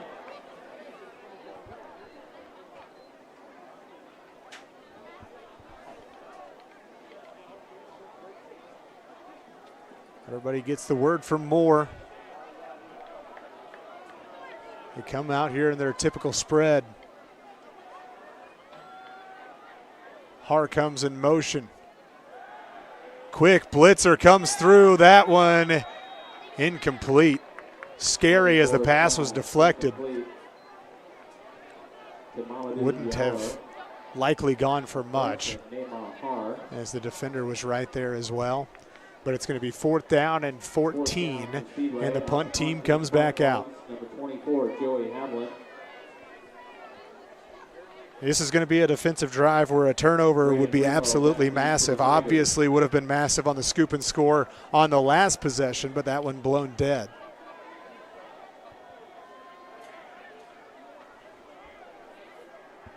Need another good punt this time. He's going to get one, bouncing at the 50-yard line, but actually bouncing back a couple yards. 30 yards through the air, bounce back a couple, so that'll net 28 yards.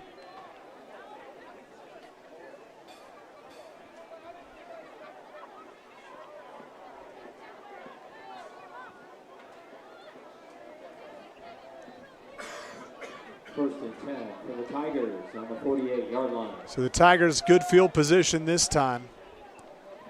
No first downs on the last couple of drives here for the Sparkplugs.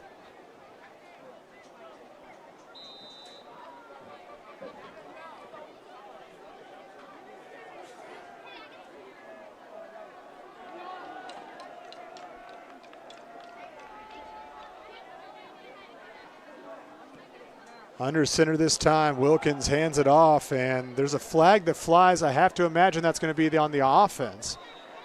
Brown with the carry. But Brown has a first down for now on a big gain, and yes, that's an illegal motion.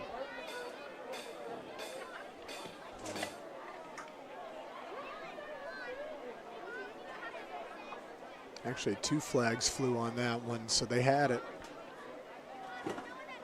That's going to bring the Tigers back and actually put them in their own territory back across the 50-yard line.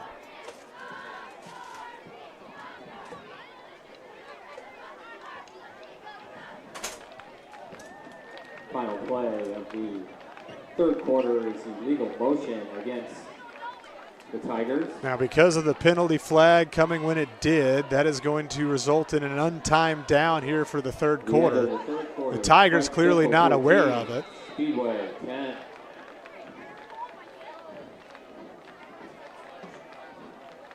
And I think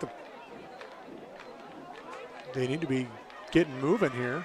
The one untimed play.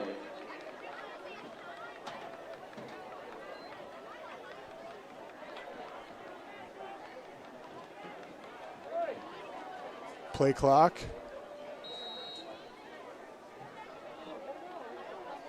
Does start to tick now. So it's an untimed down. Third quarter not quite over. High snap this time. 1st and 15. Throw over the top, incomplete. So it'll be 2nd down and 15 to start the third quarter as they'll swap sides, and the Sparkplugs will look to get another stop, down by 4 points after 3. We've got a great one going on here at Ralph Johnson Field. I'm just glad to be a part of it. Triton Central showed their teeth a little bit that time in the third quarter. The offense certainly not spectacular, obviously a low-scoring game, but it seemed like Speedway, even on possessions when they didn't score, could pick up a first down or two. This time they have not been able to move the rock. Pressure has been in the face of the quarterback basically all day long. But I got to give it to Lucas DeVault. The best defensive play we've seen, not just today, but in all 4 of the home games so far. That breakup on the touchdown pass, incomplete, was absolutely massive. And that's why it's still a 1-possession game with 1 quarter left. As we see the band conducted, they've been doing a nice job all season long. Got the lights dancing.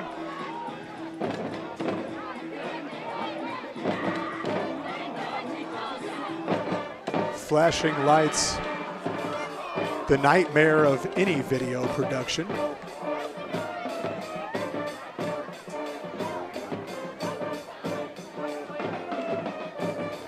"12 minutes of play in a 4-point game. What more can you ask for on a Friday night?"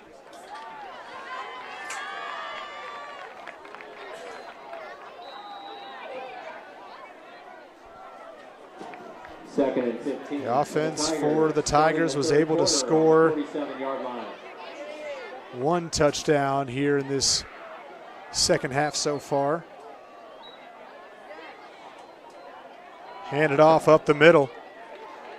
Little bit better than what we've seen in previous outings between the tackles, but the Sparkplug's still right there to bring it down after a gain of 3. 3rd down and 12. Goodman back into the game. He was in on the tackle. A couple of different Sparkplugs have gone down with some cramping. Goodman, one of them. Timeout, Tigers. Timeout going to be taken by Triton Central. And knowing the situation, 11:30 to go in this 4th quarter, that's pretty big. Already down a timeout. At Lindy Advanced Material Technologies, we're committed to supporting the community we've called home for over 100 years. From creating career opportunities to cheering on our local schools, we're honored to have our global headquarters in the heart of Speedway. More information about Lindy AMT and our current open positions is available at www.lindy-amt.com. That's www.linde-amt.com. From Speedway to space, Lindy Advanced Material Technologies, making the world more productive.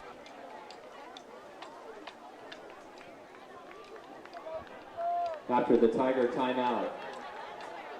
So the Tigers come back out here, 3rd down and 12 after taking that timeout.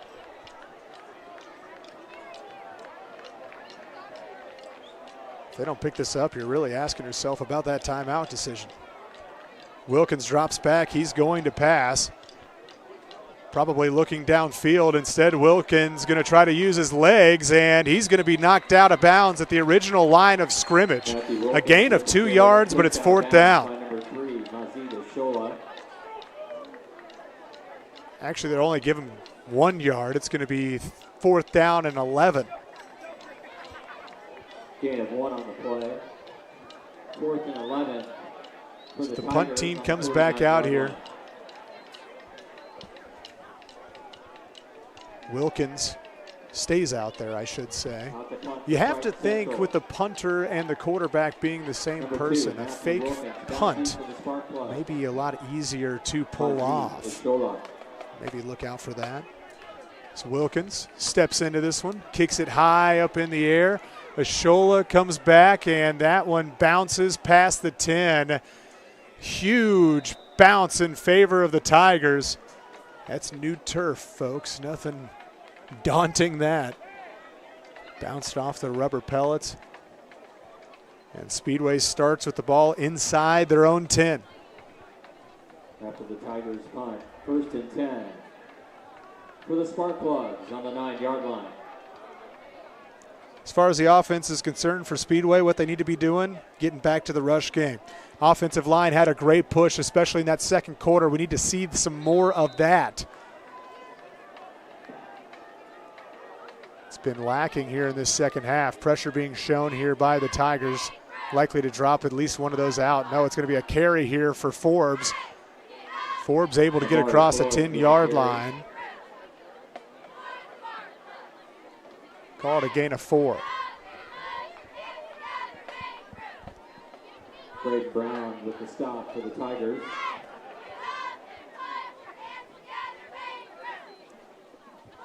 Second and 6. Ball marked down at the 13. 2nd and 6 for the Sparkplugs on the 13-yard line.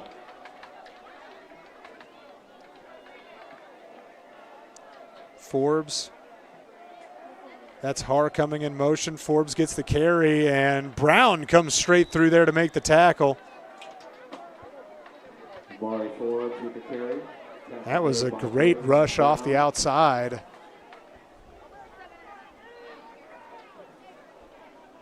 Braden Brown,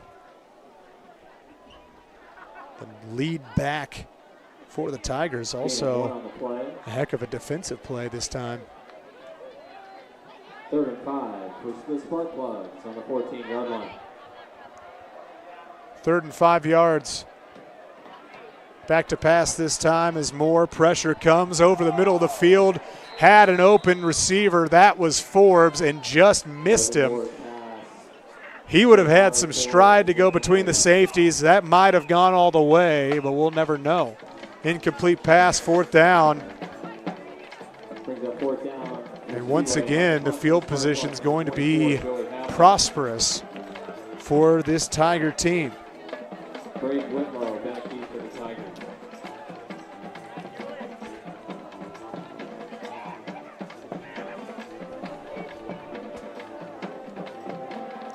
Back to punt. This one gets away. That's a knuckler as dropping down to the ground for the catch was Whitlow. And honestly, I think that might be the way to go for every single team. You're not trying to get a return. You're just trying to make sure that you're not getting an extra 10 yards on the back end of a bounce. But no team has actually done that, it seems like, so far this season. We've seen multiple different types of responses to the way that Speedway punts.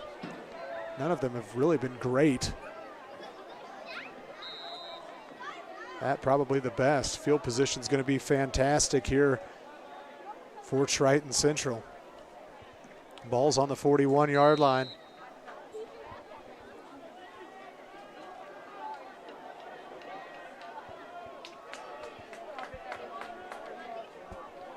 Need another defensive stop. Throwing on the out route. That's going to be caught. No more yards after the catch, though.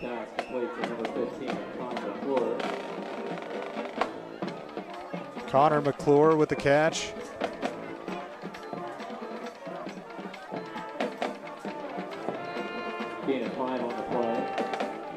Brings up 2nd down and 5 from the 36.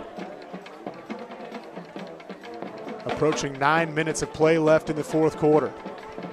The score, with the way that this game has gone, with the way that the offense has gone for both teams, would be very difficult to overcome. It'd only be an 11-point game, but still.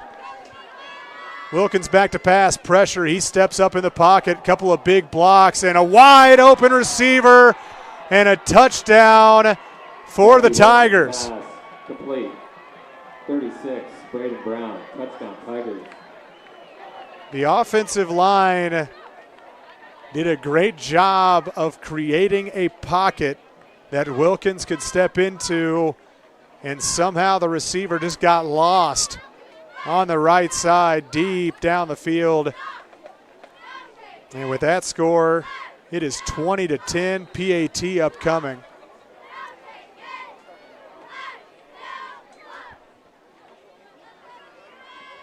Pressure, kick, it's good. 2-score ball game here in the 4th for your hometown Sparkplugs, as they're going to have to pull off a comeback with 8:49 to go in the quarter. That was a massive throw, probably the longest as far as air yards are concerned from the arm of Wilkins.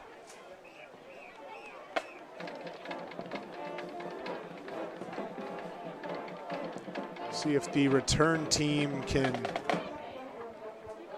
put Speedway in a good position. Also, speaking about Wilkins, you know, I think that I don't want to let this go untalked about. Wilkins' punting ability has really been huge for this Tiger team. He's been able to pin the ball much deeper than your typical high school punter, and he puts it up in the air like it's a college game. Number 3, Hoosier.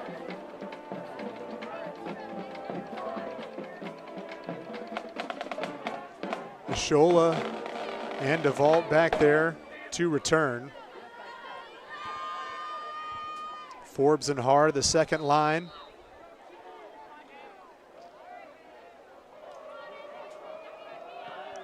Lefty boot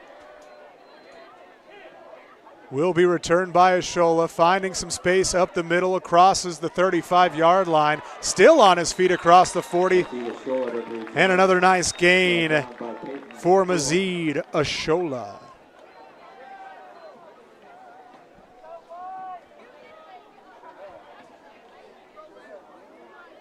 will be the 44-yard line where the offense sets up shop. Need a couple of big plays here. They're going to have to move somewhat quickly. For the Sparkplugs on the 44-yard line. Still obviously plenty of time, 3 timeouts for the Sparkplugs, but at the same time, you know that the offense has been difficult to come by. So a quicker score here would maybe be a sigh of relief.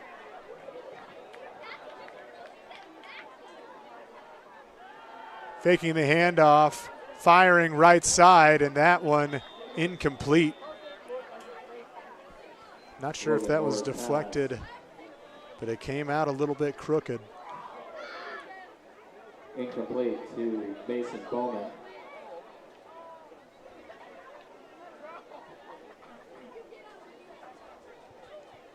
That'll bring second down and 10.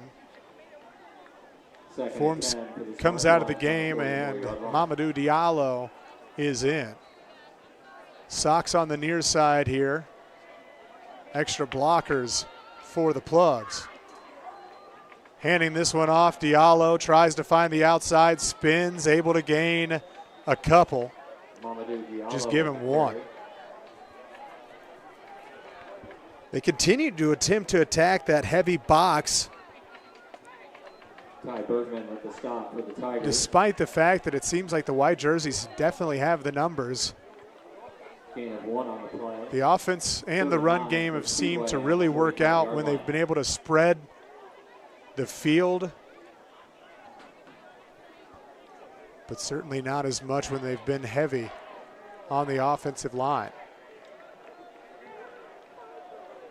Now they've certainly got blockers, but the linebackers step up. Moore back to pass, going to heave this down the field, and that is incomplete. Logan Moore's pass falls incomplete. So 3rd down and 9 flips to 4th down. And the offense comes off the field, punt team back out there.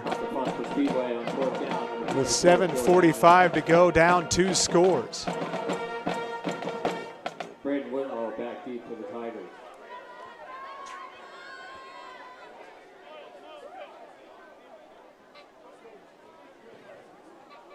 Speedway a man short, needed to get Cessna out there. 21-10. Kick is away, and it's a good one. Down to the 22.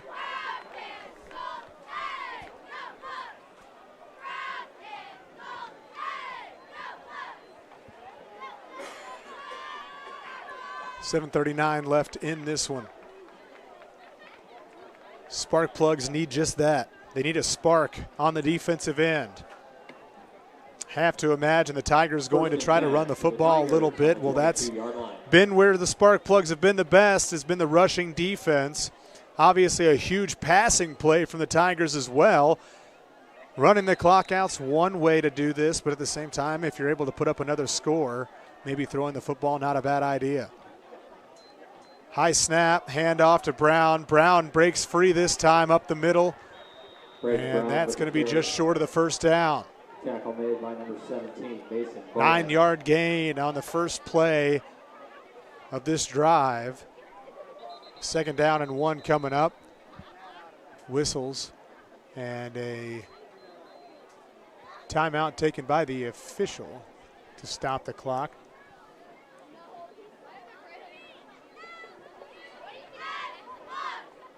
Not sure why that was. Unless they had. Shola's coming out. I don't know if they told him to come out. I didn't see him down on the ground, but maybe his helmet came off. Apparently he was a little shaken up. On the 31-yard line. Clock starts to tick here with 15 seconds left on the play clock.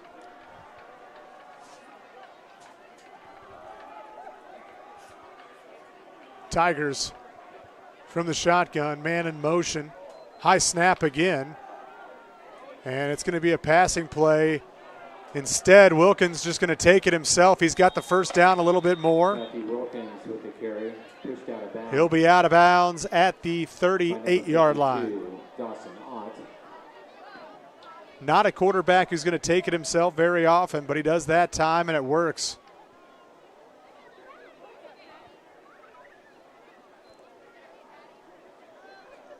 I'm sure Coach doesn't necessarily appreciate him going out of bounds right there, stopping the clock with 6:50 left. 38-yard line.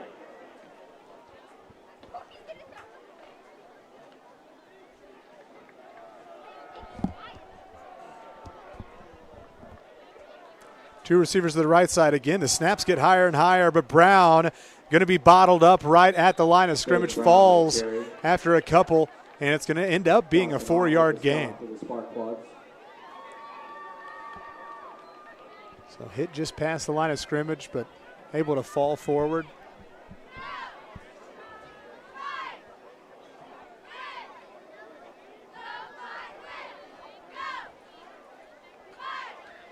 I have to imagine the Tigers not going to be any sort of hurry, using all of the play clock. 2nd and 6 for the Tigers. They Tigers come out of the huddle, still not out of the huddle, with 9 seconds left. 5 seconds left now. They do get it off just in time. No, they're going to call that dead. And I think it was because not the clock running out, but they didn't have enough time to get anybody set. So the snap got off in time. You have that extra tick once the clock hits 0, but they did not get set before that ball was snapped. So it's going to be a 5-yard loss and a huge penalty here with 6 minutes to go. 2nd down and 11. 2nd and 11 for the Tigers, 37-yard line.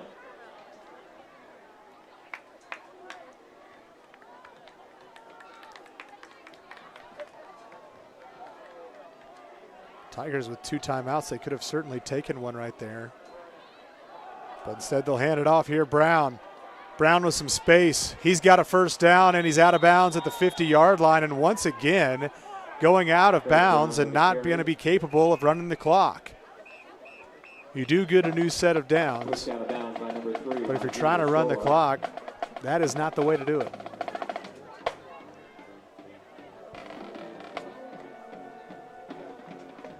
Gain 14 on the play. 1st and 10 for the Tigers on the 49. 14-yard gain there officially for Brown.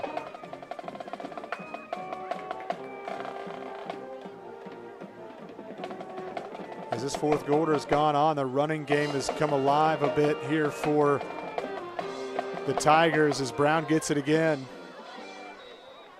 And he's going to be down after a gain of 5.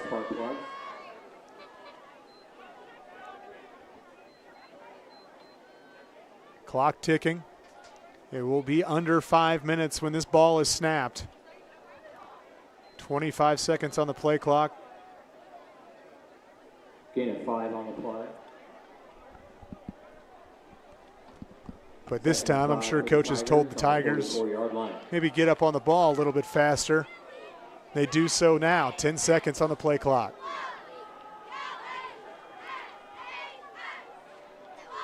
Wilkins snaps it here with 3 seconds to go, and again a high snap.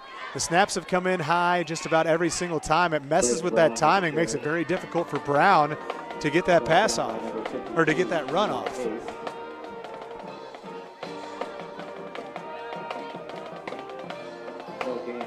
So it's 3rd down. 3rd and 5 for the Tigers on the 44-yard line. Speedway needing a stop right here. This is kind of a no man's land. If you're the Tigers, you know that Speedway hasn't moved the ball well here in this 4th quarter. Do you punt it, or do you just try to ice the game, get the 1st down? They're going to hand it off to Brown, and it's going to be a moot point. That's a 1st down for the Tigers. So it won't matter what happens on 4th down because we're heading back to 1st. For the Sparkplug.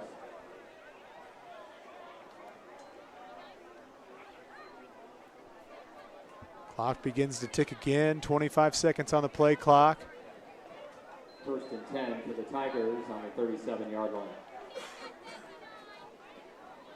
2-possession ball game. Speedway That defensive line, which has been so fantastic through the first 3 quarters, seeming to wear down. It's a warm evening here. Timeout that time taken by the Tigers. Timeout, Tigers.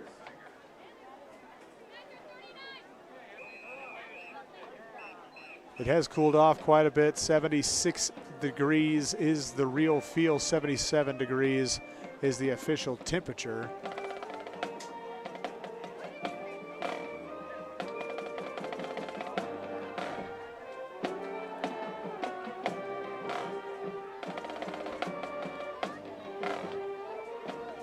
Fortunate enough, though, to avoid the precipitation that we are expecting tomorrow and the next day and to infinity, the next 4 days.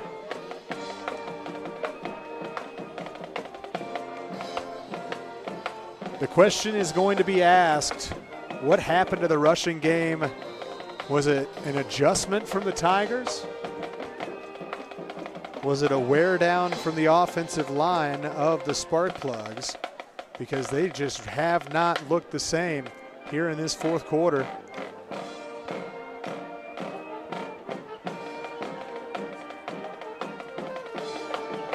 So coming out of the timeout, it's going to be 1st down and 10 from the 37.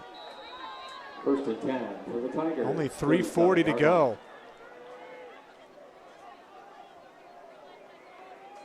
Heavy box this time from Speedway. Doesn't matter. Brown finds the space. In correction, that is actually Cooper Marlin, the junior. Marlin with the carry. Cooper Marlin with the carry.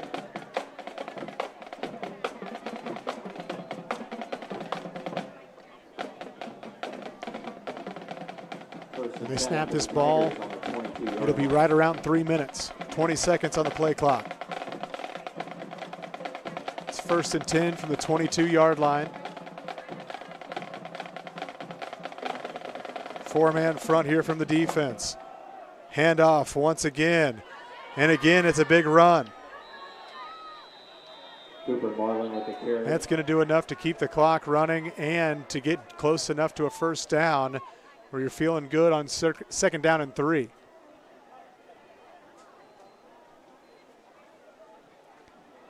And with it being a 2-possession game at this point, you're really just asking for either a field goal attempt 2nd and 3 for the Tigers on the 15-yard line. or a turnover.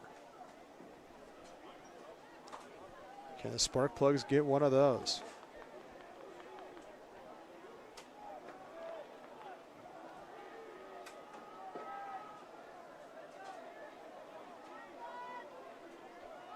Dropping back to pass, Wilkins. Wilkins fires end zone and incomplete. Wilkins pass. Kind of scratch your head on that. Brings up 3rd down and stops the clock, basically giving a free timeout to Speedway.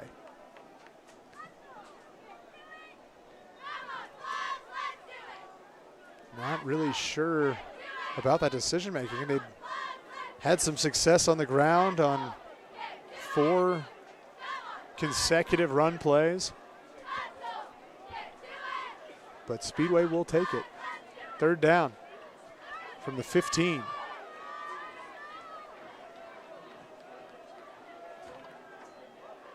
Hand it off, and already in the backfield with the tackle, and that is going to be short by 2 yards and brings up 4th down. Timeout going to be taken by Speedway. And a stop right here. Timeout, Speedway. Speedway's got a chance.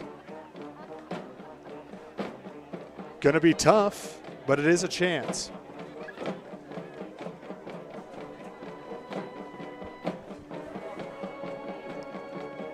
And again, you see a spark plug go down to the ground to get some work. We mentioned the cramping that has taken over a couple of different players. This time it's Nathan Chapman that's getting worked on. But how about the junior Cooper Marlin? He's had a couple of really nice plays before that one. Even with that one, Chapman got into the backfield, could have been a loss of a yard. Instead, ended up being a gain of 2, making this a more manageable 4th down attempt if they don't bring the field goal team out. And I assume that they will not.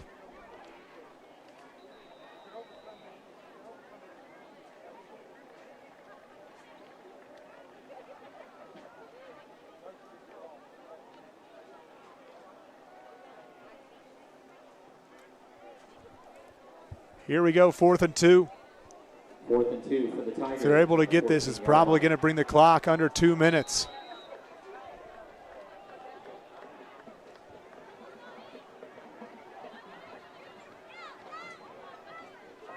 Run up the middle is stuffed. Sparkplugs get the turnover on downs that they needed. And if Speedway moves the ball down the field quickly and gets a score, the question's going to be, why did the Tigers of Triton Central pass the ball with all the running success that they had been having? They stopped the clock. That brought up 3rd down, 2 rushes in a row and a timeout used by the Plugs. Brings it to still over 2 minutes of play in an 11-point game. So they set up shop at the 15. 1st and 10 for Speedway on the 15-yard line. Diallo in the backfield, 3 men on the line for the defense. So it's a 3-man pass rush, and Moore goes down.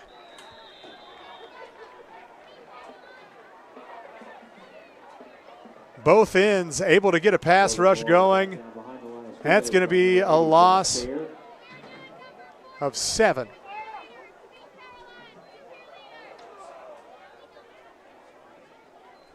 Loss of 8 on the play. 2nd and 18 for the Sparkplug. They actually list that as a loss of 8 yards. Again, 3-man front, but an extra guy going to come. Moore off to the left side, pump fakes, now fires. That one incomplete. Off the hand of Sox and the defender. Brings up 3rd down. Logan Moore's pass to Keller Sox is incomplete. Minute 22 to play.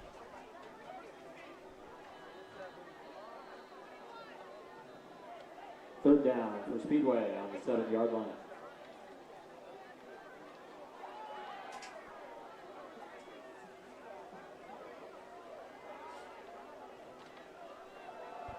Forbes is in the ball game. Tigers showing a little bit of pressure. They bring 4. Moore fires middle of the field. It is caught, but not for anything. Maybe even a loss of a yard.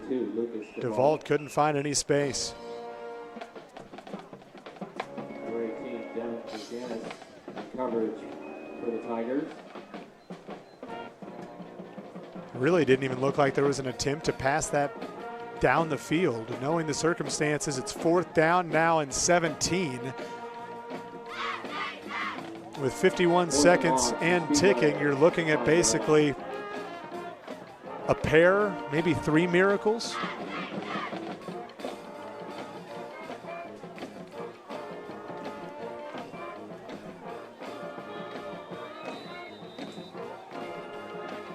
Timeout taken with 34 seconds as time ran off the clock for quite some time before Speedway even took the timeout.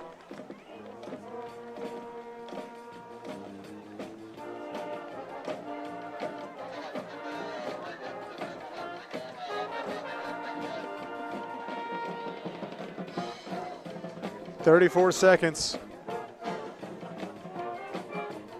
This game not really coming down to this play, but as far as the opportunity for the Sparkplugs to come back, certainly have to pick this up here. 4th down and 20 following the loss on the last play.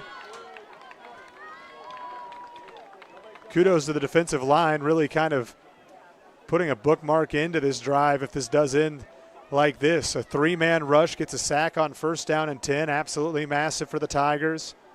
4th and long for the Sparkplug. They actually haven't even gotten the same kind of pressure on their 4-man rushes on the last 2 plays as they did on that 3-man rush.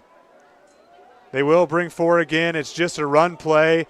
Diallo able to get outside and across toward the 10-yard line. Mamadou Diallo with the carry. And it's not going to matter. That's a turnover on downs. Brought down by number 5, Triton Dunbar. So that's going to do it for this ball game, as I assume the Tigers are just going to need this one out. 9-yard line. Sparkplugs put up 10 points and only hold their opponent to 21. The best defensive outing top to bottom that we've seen all season long. So you do have to feel good about that, certainly moving forward for the rest of the season. But the Tigers going to move to 5-0. Sparkplugs move to 0-5.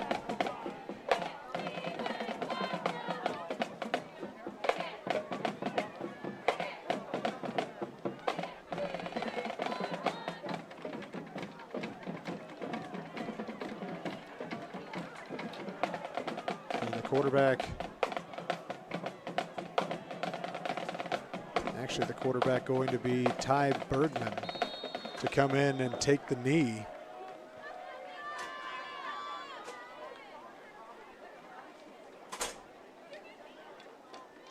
Ladies and gentlemen, you can and with 15 seconds to go, picking up any trash in your area. You know that's going to be it. Speedway drops this one. And we'll move on as they will be on the road after a 4-game home stretch.